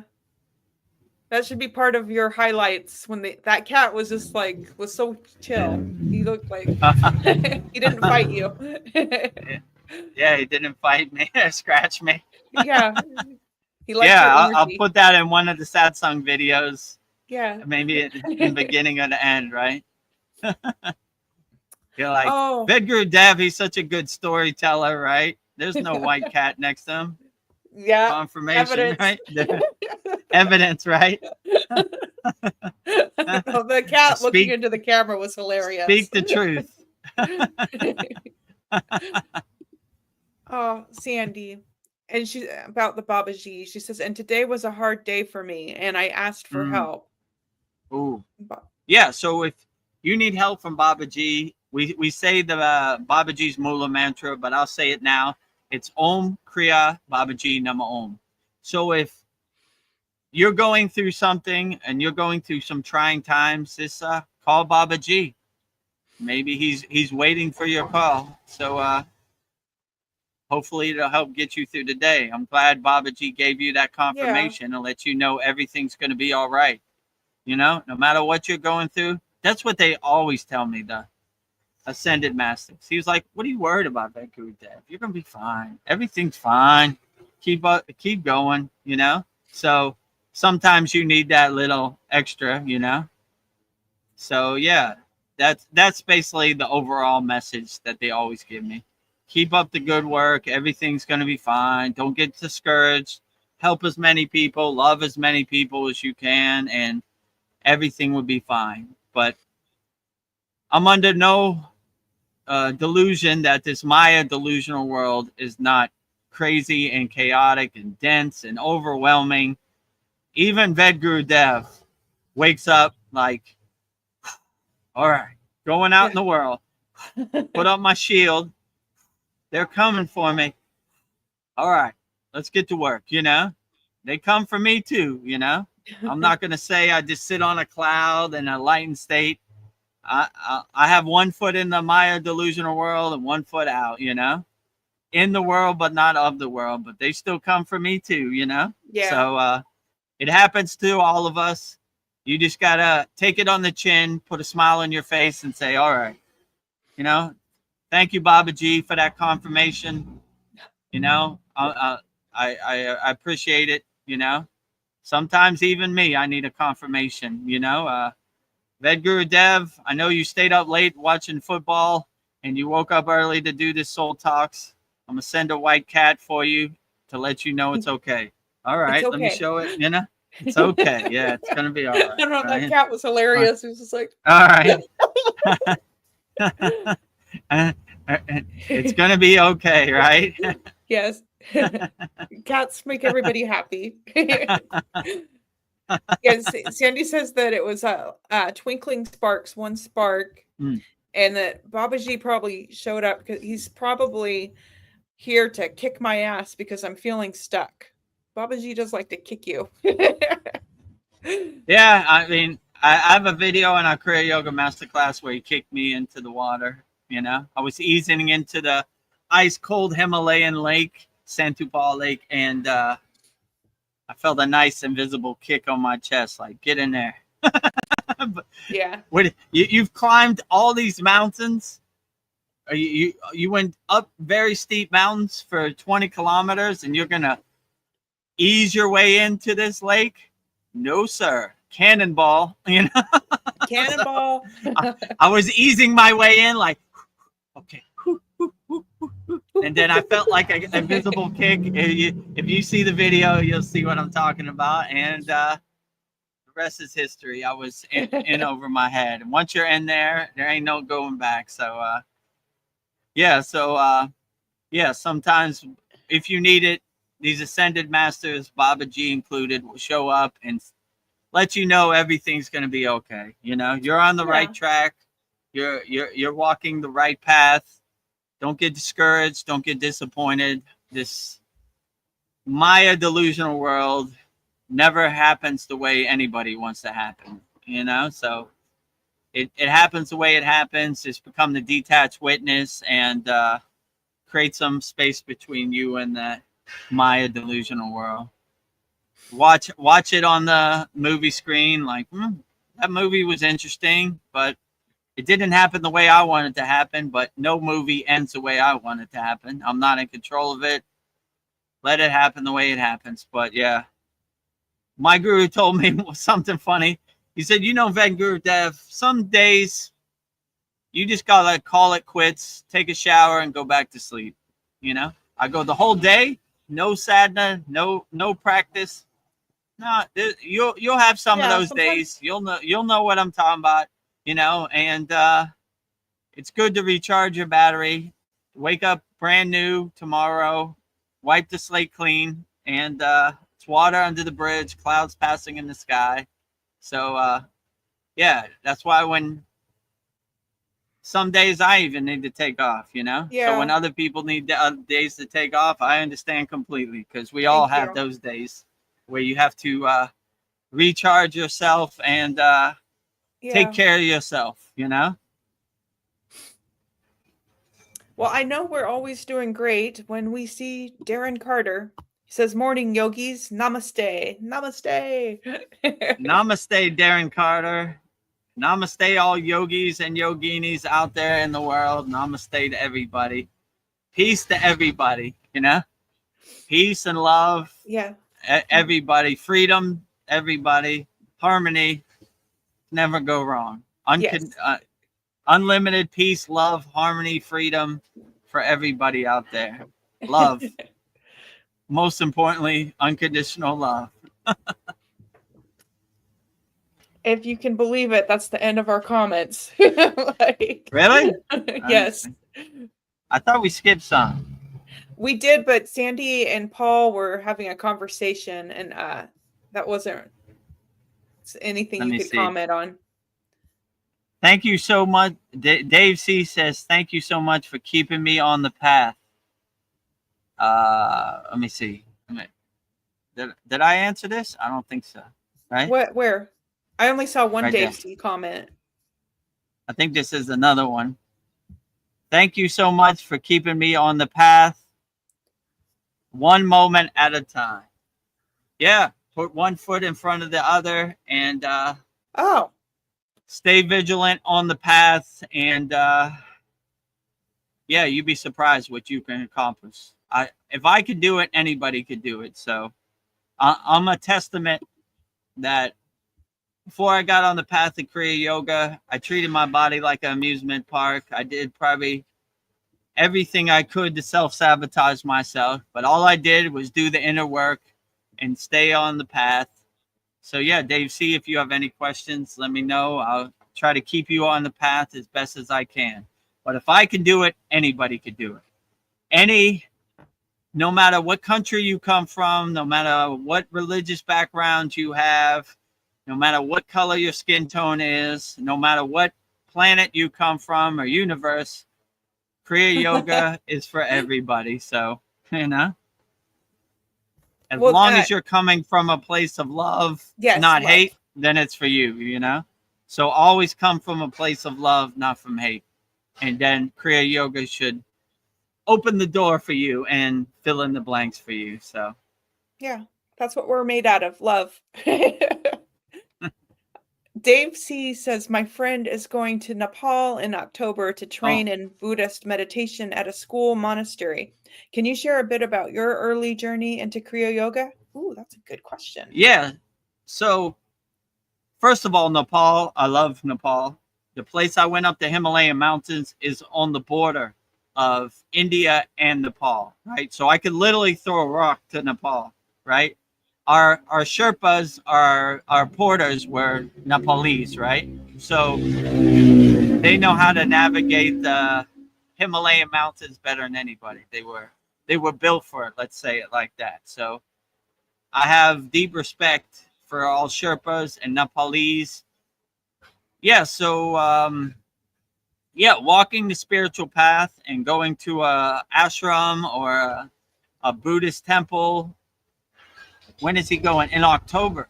So that's in a couple days. Yeah. So in October in Nepal will be nice and cold, right? So you'll have no choice but to do your inner work, right? Yeah. I know firsthand. Tumo. You know, you better break out that Tumo. You better break out that Kalapabati breath. You better break out that Bastrika breath, because you're going to need to heat yourself internally, right? You know, but you're kind of thrust into the fire, you know?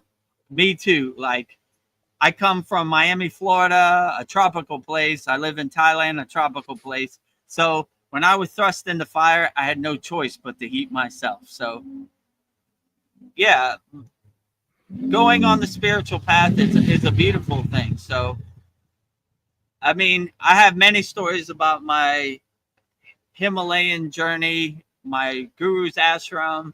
I mean, endless stories. So, yeah, maybe Dave C, be more specific of what exactly you want to know, and I'll answer it as best as I can. But yeah, it's a beautiful thing, walking the spiritual path. When we went to the Himalayan mountains, it's called Yatra. Yatra is basically pilgrimage. We're not going there for tourism. We're going there to feel the energy and the vibrations to uplift each other, you know? So these pilgrimage we go on are to really help us more connect and realize our true inner self. So yeah, that is a beautiful thing. Can you share a little bit about your early path in the Kriya Yoga? So, well, I'll basically say, because this is more pertaining to Nepal and the Himalayan mountains. I've had many experiences in Tamil Nadu and Sri Lanka, but yeah, since you're talking about Nepal, so the place I went to that was on the border of Nepal is called Santupal Lake, which is a basically holy lake. They said many gods have bathed there. They said Arjuna, before he attained moksha, shed all his armor and bathed there and just walked till he found moksha, and a lucky dog on the way that attained moksha with him, and till he was overcome by the snow and he attained moksha. So yeah, this is a beautiful place and a blissful place. So yeah, we basically walked up the Himalayan mountains. It was about 20 to 25 kilometers straight up from our base camp. The base of the mountains was this place called Barinath, and that's where they have the temple of Narayana. You know, we prayed there. They actually have in the temple, they have a hot spring, which is like, I guess this hot water comes from the mountain. Sometimes it's boiling hot. You can't even get in there, but it's like hot water. So yeah, we bathed in there every day, and yeah, we found 2 Nepalese porters that carried the bags, carried the tent, carried the food. What else did they carry? You know, yeah, and yeah, we went up. So if you become a master of our Kriya Yoga masterclass, every Saturday I have a picture of my journey going up the Himalayan mountains and different spiritual experiences. And this one in our 82nd class, the Himalayan burrito made an appearance, because I'm holding the tray with my food. So if you look closely, you could see the actual Himalayan burrito that the famous burrito. The famous Himalayan burrito invented by Vedagurudev. So just to give you a backstory on that quick, they have roti, which is like circle bread, that they tear off a piece, they put it in the curry, or they put it in the dal, and then they put it in their mouth, and that's how they eat it. And then they have like I don't know, potatoes. You'd be lucky to get some corn, maybe some rice. So I had the smart idea, instead of tearing off a piece, dipping it and putting it in my mouth, to wrap it up like a burrito. So I invented the Himalayan burrito, and that was the talk of the town for the next couple days. You see what Vedagurudev did? He took the pita roti bread, and he put all his vegetables and all the sauce in there, and he wrapped it up in a nice tight roll, and he put it in his mouth. Yeah. So you were so smart. and they couldn't believe it. It was like I invented the wheel or something. They were like, "What? I never thought about that. That's ingenious." So yeah. So in the picture, they give you like a tin tray, which they clean off and they stack up, so it's easy to carry. And I'm holding the tin tray in my hand, and with the Himalayan burrito. So you could, if you're a member of our master class, all of our members, they can click on it and see it, you know. So all of our classes, I use a picture of my spiritual path. Yeah. So, and then we slept in the cave for a long period of time. Basically, when the sun comes up, we start our sadhana. We start off with some asanas. Then we do our pranayama work. Then we do our meditation. Then usually we do some bhakti or mantra japa. Then I usually take a dip in the ice cold Himalayan lake, and refresh myself. And yeah, pretty much all whole day is sadhana from the sun up to sundown, and yeah, so it's a blissful experience. Let's say it like that. Waterfalls, the snow-capped mountains, the snow melts, and it becomes a waterfall, which is blissful too. So millions of rocks, glacier, river. Yeah, so blissful experience, I would definitely say. I miss my Himalayan mountain cave and yogic and yogini camaraderie. More yogi, but every once in a while you'll see a nice yogini. Well, doing our practices. That sounds beautiful. Maybe someday you can do it again, and maybe bring your students along too.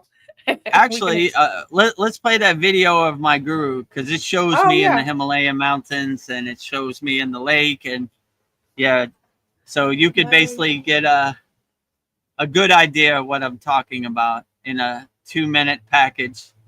So yeah, I guess this is more about what is my lineage, my parampara, who is my guru, but you could see video footage from me and my guru in the Himalayan mountains, and give you some idea of what it looks like and what the journey's like. Yeah.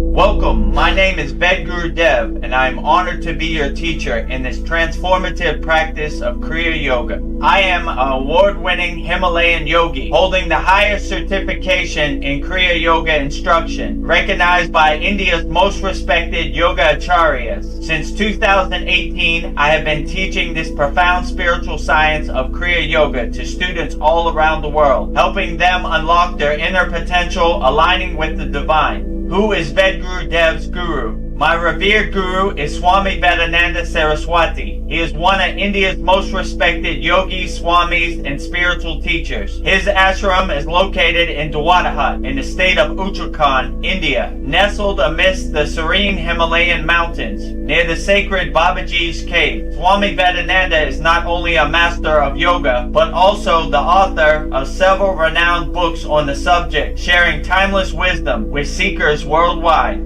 His teachings have profoundly shaped my spiritual journey and deepened my understanding of Kriya Yoga. What is Vedagurudev's lineage, parampara? My practice and teachings are rooted in an unbroken lineage of Parampara, which signifies the uninterrupted transmission of Kriya Yoga knowledge, techniques, and values from one generation to the next. This Siddha tradition, known as Siddhanta, ensures the teachings remain pure and potent while adapting to the needs of the times. It is through this lineage that I not only learned the sacred techniques of Kriya Yoga, but I also absorbed the wisdom, energy, and the transformative power of the tradition directly from my beloved Sadguru Deva, Maha Avatar Babaji Nagaraj, the immortal fountainhead of Kriya Yoga. Why the name Vedagurudev? The spiritual name Vedagurudev was given to me by my guru as a part of sacred initiation called Name Diksha during a profound experience in the Himalayan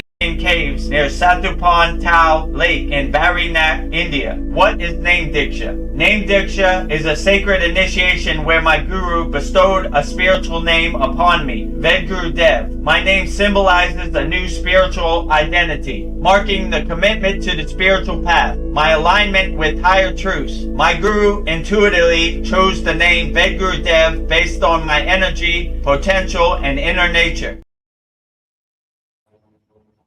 Okay, there you have it. Yeah. So that basically explains it, you know. If you have any questions about our lineage, our parampara, my guru, or anything, hopefully that sums it up in that video. But if you have any more questions, put it in the YouTube chat. Or if I missed any of your questions, put it in the YouTube chat. Been rambling on here for a while. I don't know. Time is an illusion here. It just like goes so quickly. How long have we been on here now? 2.5 hours. Oh, okay. Yeah, it is going by fast. Oh, let me skip to Dave C says that's awesome. Thanks a million. You're welcome. Yeah, no problem, Dave C. Whatever question you have, put it in the YouTube chat. I'll answer it wholeheartedly as best as I can. Darren Carter wants to know, how did Saturday's class go? Oh, Saturday's class went good. Veronica was a little under the weather, but one of our members, Tony, he got divinely inspired, and he said a lot of good nuggets. And Yeah. it was our best. It was our longest class, 2 hours and 57 minutes. So, and we learned 3 new techniques. We learned 1 mantra. We learned 1 asana and 1 meditation. So yeah, it was very profound. So it should be in your school DM. Like if you click on it, you could see it. It's in the classroom. Yeah, so it went good, you know. But we always enjoy Veronica's energy. But this one we had to fly solo. Yeah. But it's okay. It's You know? okay. I understand. We gotta take a day off and do our self-care and help ourselves. So I'm totally understanding. So It always works out. we're glad to have you back, Veronica. Oh, thank you. So if you see me getting up to hit comments, then you know what that is, because that's what Veronica usually did. So I had to do it myself. You know. Yeah, when I'm there, and it like makes it go faster, so you don't have to get up and down. Kyle had a lot of questions, so yeah, I got a lot up and down. Yeah. That's probably why it went so long. Darren Carter wants to know, where's Brother Paul? He's behind the scenes. He's on YouTube. he was here. He was on the screen earlier, but he switched over to YouTube to start his day, so or end his day. So he's around. Yeah, and Darren Carter wants to know, can we get a hold of the poster behind the Swami? Is it the one where all the ascended master are behind? Oh. I don't know. I think I know what he's talking about. Yeah, my guru has all the ascended masters, and he has like his hands up. Yeah, that looks like a cool poster if you could get it. Yeah, I don't know if he made it. It was it's hanging on his ashram, so it's like giving respect to, but it's pretty big. It's probably like 12 foot wide by 6 foot high. Yeah. So it's a big one, you know. So yeah, that's a good question. I don't know where we could get that poster, you know. Yeah. Yeah. Well, maybe when you have your own ashram, Vedagurudev, he'd get that for you. We have lots of wall space. Yeah. Yeah, I and never even thought of that. another thing, I just made all the 6 certificates, and I'm going to print it after this and try to frame it. You know. Oh, wow. So, Yeah. so our next class, maybe we have that if we're lucky. You know. So yeah, we have some good posters. You know. And maybe if you want that, Darren Carter, I can give you that. You know, all the certificates, all of Veronica's beautiful paintings from the last That 18 months. yeah. I just have the originals, but that would be cool to like print them all up and put them in a frame. Yeah. Yeah, that's what, Maybe that can I'm become a new trying to poster. Yeah, Ooh. that would be a good poster, right? All the certificates. Huh. Wow. Well, I think we've been at the 2.5 hour mark, so I think we'll wrap this up soon. But let me Okay, yeah. questions If for you. anybody on our live stream has any last minute questions, put it in the YouTube chat. Try to answer everybody before we get to it. And yeah, you know, I don't want to no yogi or yogini behind. So Absolutely not. Everybody gets to ask questions. Well, here's a thought. Oh, Sandy came in just. What do you think our purpose is here beyond survival? That's a good question. I ask myself that a lot. What is our true purpose or our soul's purpose? I don't know. I'm just guessing at this point, but I would say to see the higher truths that you should be unconditional loving as much as possible, help as many people as possible, be as kind to as many people as possible, be compassionate to as many people as possible, and just evolve your soul. Don't get attached to the Maya delusional world. That's why these yogis say that it's all Maya. It creates that separation and that distance between you and the Maya delusional world. So you just kind of laugh at the comedy show like it is. You're not attached to the outcome. You don't have any expectations. It just happens the way it happens. So I would say in my case, my true purpose is to realize that material stuff has no meaning when you ascend. So you should focus on the things that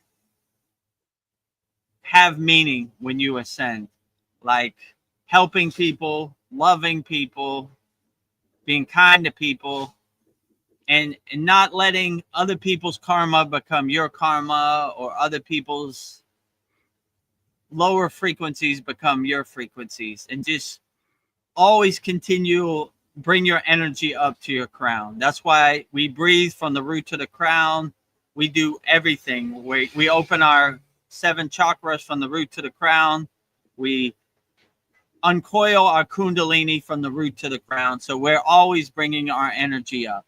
And once you have how can I say this, overall perspective, this overall view, like I like to think of it of going to the highest building and being in the suite and looking out at the Maya delusional world, like the movie it is, and not getting attached to the movie. So yeah, I basically would say just to always bring your frequency up and look for opportunities to help as many people as possible.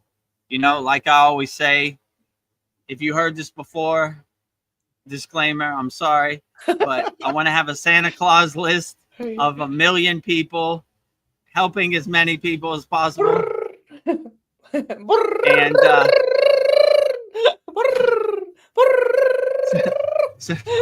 so when I send, I highly doubt they're going to ask me, or just my intuition, how much money I have in the bank, or what kind of car I drive or who I voted for president. They're gonna ask me how many people did you help, and did you do the best you could with the tools you were given, you know? And yeah, I don't see how you could go wrong. So help as many people as possible. You could never go wrong by doing that, I would say. But what is the real true purpose of being in the 3D world? Oh no, it's a good question. I ask myself that many times. Like, why am I here to accomplish? Yeah, go ahead, Veronica.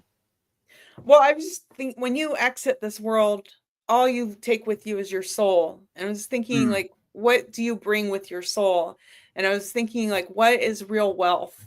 And to me, great health, but I don't take that with me when I exit. I think it's having like a inner knowing of self, like your consciousness, like soul knowing, like the compassion and love that you showed for others, your integrity, your strength of character, a depth of devotion, your purity of your heart. I don't know, real wealth or things you can't buy. Like they're like the things that you bring with your soul. I was thinking, yeah, that maybe that's what you're here for, is like what you can add to your soul, because this world does test you. So I don't know. That was actually something I've been thinking about. What is real wealth? And I think it's things that you can't buy. It's things that you add to your soul. Yeah, and I would say always come from a place of love, not from hate. Never be fear-based. Be a fearless yogi, you know?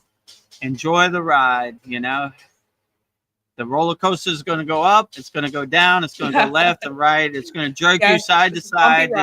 This is how this Maya delusional world works. But if you enjoy it, it'll dissipate it. It'll dissolve it a lot more, you know? And it won't be as harsh or stiff as for other people. So yeah, I would just say love as many people and be kind to as many people as possible, you know, and let your soul be your North Star. Let it be your guiding light.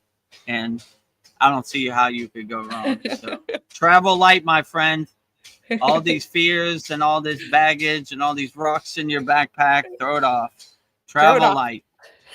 Be a fearless yogi, right? Only ascending with a dhoti. Maybe not even ascending with a dhoti. Be a Naga Baba, butt naked, going up, you know? Traveling light. Where's your clothes, Vedagurudev? I detach from everything. I renunciate everything. I am the purest sadhak ever. Yeah. I came in this world naked. I leave this world naked. It's purity. Sandy says, yes, true, Veronica, our light. Yeah, I'm not the only one. Vedagrudev's not the only one that says profound, amazing things too. Sometimes. Yeah. By all means, I like to listen. So say as many profound things as possible. In this week's class, Tony went off for, I don't know, like an hour. I just said, great, keep going, you know? He was cooking. Like, go as much as you can, you know? Yeah. So any of I encourage all of our members to deliver Babaji's mail. And, you know, I've talked hundreds of hours on all these sad songs and soul talks, so I like to listen to other people, you know? Yeah. So anytime anybody has anything profound to say, by all means, the floor is yours.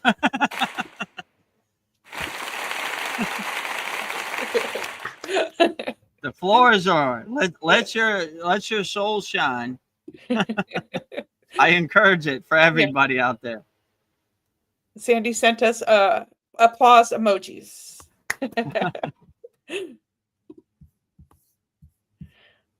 Well, I think my last thought, I was put together a list of like how to respect yourself, and you can add to it, Vedagurudev. Stop looking for who is not looking for you. Don't, and then stop begging. Stop saying more than is necessary. Don't overeat. Don't give your energy to people who don't reciprocate it. Invest in yourself. Make yourself happy. Stop entertaining gossip about other people. Think before you talk. Pause. Respect your time. Don't go where you are not invited. Be good at what you do. Be the best you can be. So that was just like a little list I put together. Nice. But This is like Patanjali's yamas and the niyamas, yeah, right? Yeah. So, yeah, great. Yeah, yeah, I agree with that. That's well said. You know, I don't think I need to add anything more to it. It's yeah. it's perfect the way it is. Respect yourself, guys. Yeah, respect yourself. You know, if you don't love yourself, how can you ask somebody else to love you? You know. So Yeah. start with yourself. Start radiating. Become a lighthouse of unconditional love. You know, help people. Be kind to people. Look for opportunities to give selfless service. You know, just be proud of who you are. When you look at Yeah. yourself in the mirror at the end of the night, like who's looking back at you and say, yeah, I feel pretty good about what we accomplished today. I feel pretty good. Could it be better? Yep. Could it be Yeah. worse? Probably. But I'm pretty satisfied. I'm pretty content where I'm at on my spiritual journey, you know? You know, this world has a way of conditioning you from birth, right? You always think you're unworthy. You're the spiritual path is not for you. It's only for monks and other people, but the spiritual path is for everybody. And I encourage everybody to do your inner work and see what your inner potential is inside you as you. So, like I said, if I could do it, anybody could do it. You know, everybody has had these thoughts of unworthiness or I can't do it. But when you surrender to the path, then you'll see that the path is unlimited. You'd be surprised. You know, it's not what you can't do; it's what you can do. Like it's the possibilities are unlimited. So yeah, I would just say I don't know how you could go wrong by doing that. You know, and Yeah. these quotes you said put it perfectly. You know, don't get attached to gossip. How does that serve you in the present moment? You know, be the best person, the loving and most kind person you can be, and the path will clear for you, and you'd be surprised. And I know when I first got on the path, I got to get out my own way. You know, Yeah. sometimes I just gotta let Babaji guide me. You know, Yeah. like Babaji's driving my car, I'm just witnessing him. You know, drive me around, take me wherever you Yeah. want. You know. Sandy sends us a happy face, hearts, prayer hands, and 4 clappings. Maybe I need to do some clapping sound effects. Like, Yeah, there you go. Clapping. Yeah, if you're a member, if you joined our Kriya Yoga Masterclass or a free Kriya Yoga School, you see we're emoji heavy in our yeah. comments and our videos and our posts. So we encourage as many emojis as possible. Yes. That's the new language. That's the new soul language. Yes. Yeah, it's like another thought. I was just thinking, like, just enjoy the space between where you are and where you're going. So just enjoy the present moment. Yeah, enjoy the So, present moment. You know, yeah. it only happens once, so enjoy Yes. it to the fullest. You know. Well, this has been a very lively sat song. 3 hours went by quick. Like, so Yeah, we had an audience of a white cat also. So yes, cool. it seems like animals are always showing up. It's so cool. Any more profound thoughts, Vedagurudev, before we leave? No, I think that's about it for our Yeah. September, what is it, 28th Yeah. Vedagurudev Soul Talks live from a Thailand beach with me and Veronica, Paul, Sandy, Darren, Dave C. Katu Roti. Katu If I'm roti. leaving anybody out, sorry, you know. So yeah, you got a couple minutes to get your last minute question in, and yeah, make sure you subscribe to our YouTube channel right here at Vedagurudev. Every day we have daily Babaji quotes with me and Veronica. Very profound things said from Babaji and different Sitas and Yogi SAA Ramaya. And we also have each one of these questions we edit into a video and we put it on our YouTube channel every day, every soul talks, every sat songs, which is good nuggets and insights on the spiritual path from different people who ask questions. And yeah, if you want to join almost 800 like-minded yogis and yoginis practicing Kriya Yoga 100% free, go to freekriyayoga.com. And yeah, they have a cool thing, which is a map tab. You click on that and you can see people from all around the world, you know, on the spiritual path. And if you want to find some people in your area, just click on the map and see who's in your location. You know, if you want to practice yoga with other people, or you want to meet somebody on a soul connection, then yeah, you could use our map feature in our free school. Yeah. And we also have a very interactive community where our members post, I don't know, over 30 videos, spiritual videos per day. So very profound benefits and insights. And if you're ready to join me, Veronica, Paul, in our Kriya Yoga Masterclass and master the supreme science of Kriya Yoga, go KriyaYogaMasterclass.com. Well, I just have some last minute goodbyes. Dave C says LOL, laughing out loud. And Sandy says, thank you guys. You rock. We do rock. You rock too. You rock too, Sandy. I just want to say goodbye and good luck out there in the Maya delusional world. And until we meet again at the next Soul Talks. I'll see you. Yeah, soon. Good luck out there in the Maya delusional world. Don't get overwhelmed. Don't get disappointed. It happens to the best of us, Vedagurudev included. Yes. You know, that Maya delusional world is dense, but if you have some good kriyas and tools in your toolbox and you have the right mindset and perspective, like the detached witness, it'll dilute it a lot more and it'll dissolve it a lot more because you won't be so attached to it. But yeah, I understand. Sometimes you do need some luck out here. It's pretty overwhelming, you know? Yes.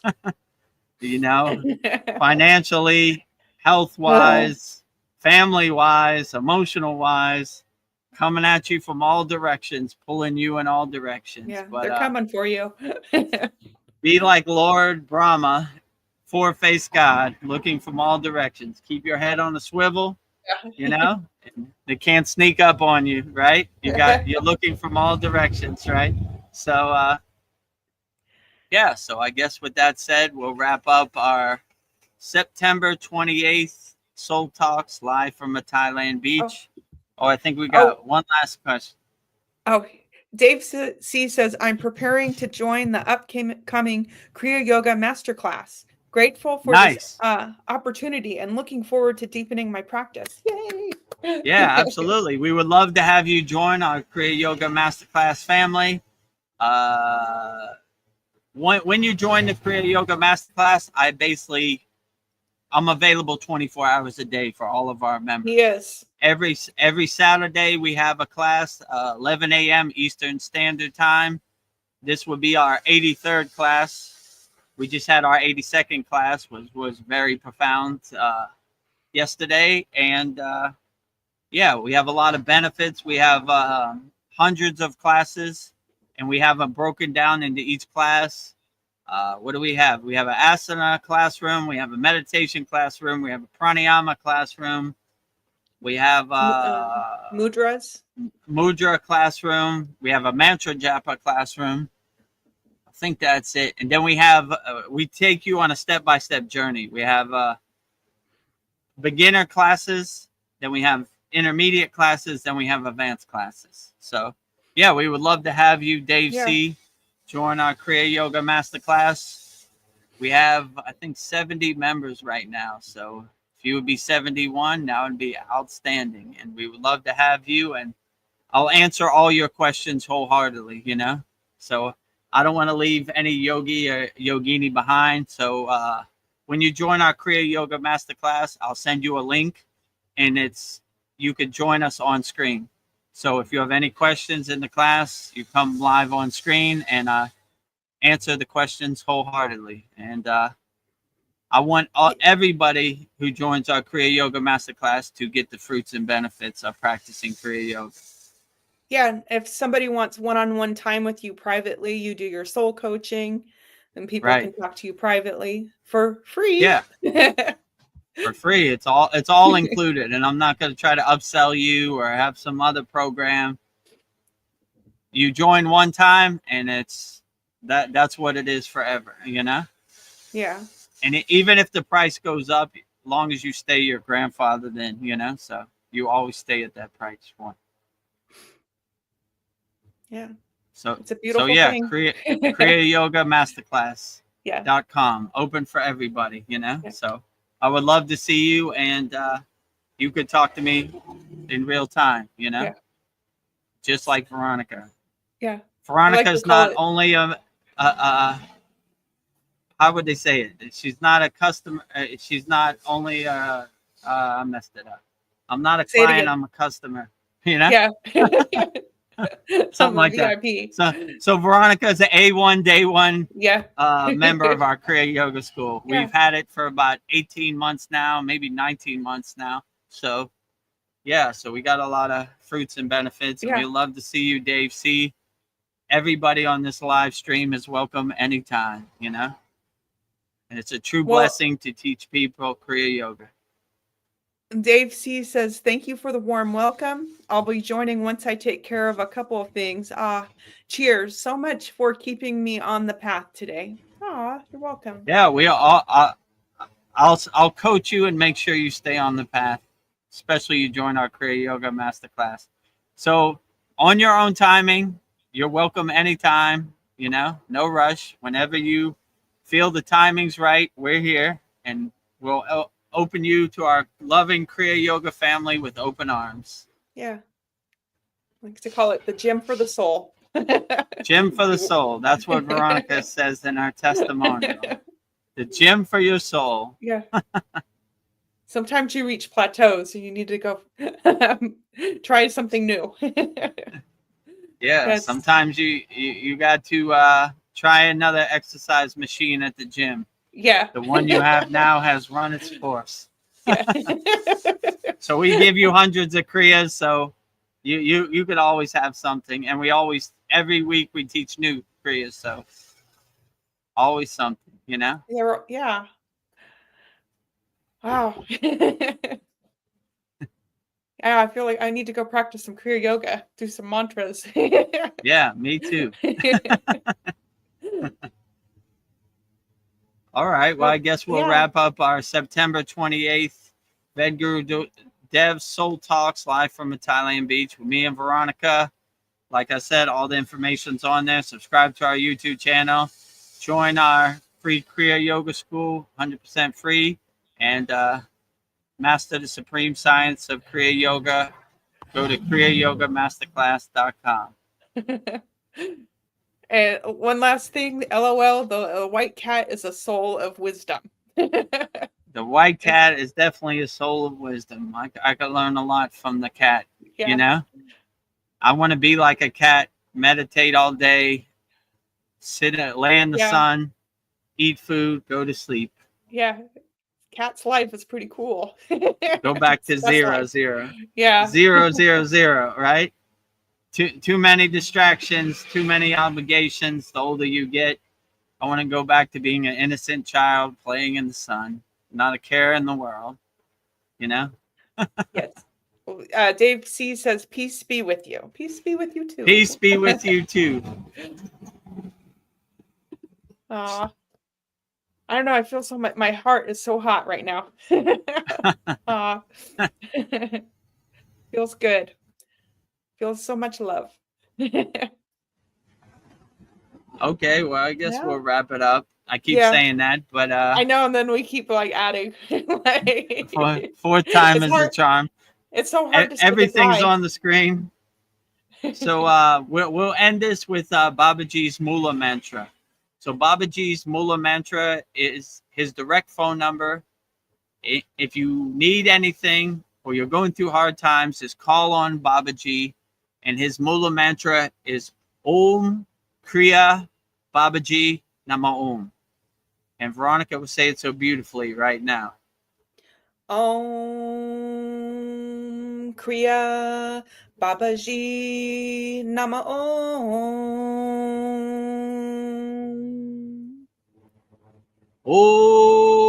Om Kriya Babaji Namo.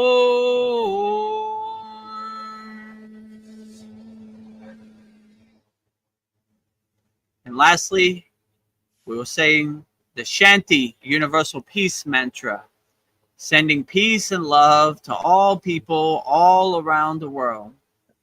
And Veronica will sing it so beautifully right now. Om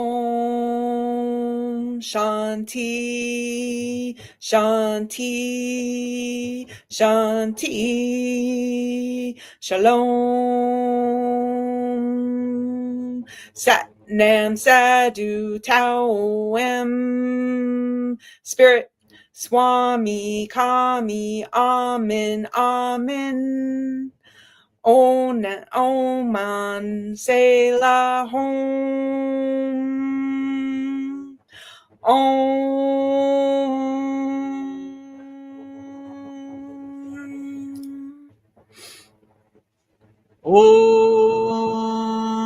Om Shanti, Shanti, Shanti, Shalom. Sat Nam Sadhu Tao Em. Spirit Swami Kami Amen Amen. Omen Selah Home.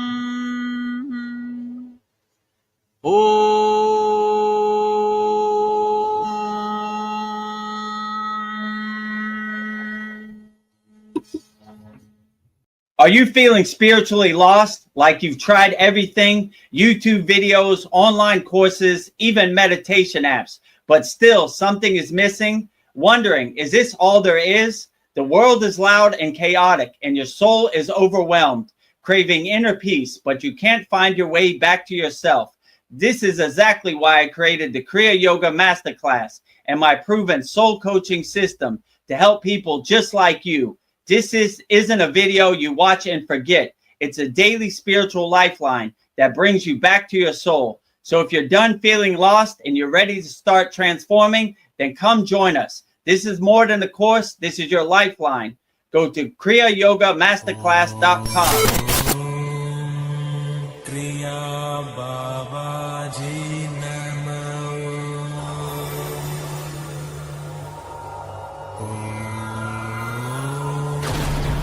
Kriya Babaji Namo.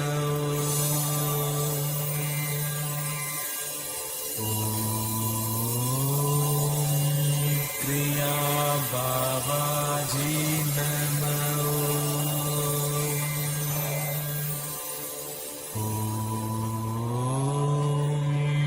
Kriya Babaji Namo.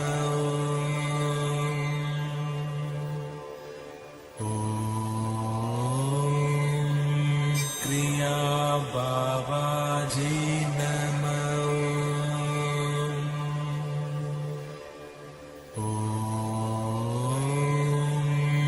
Kriya Babaji Namo.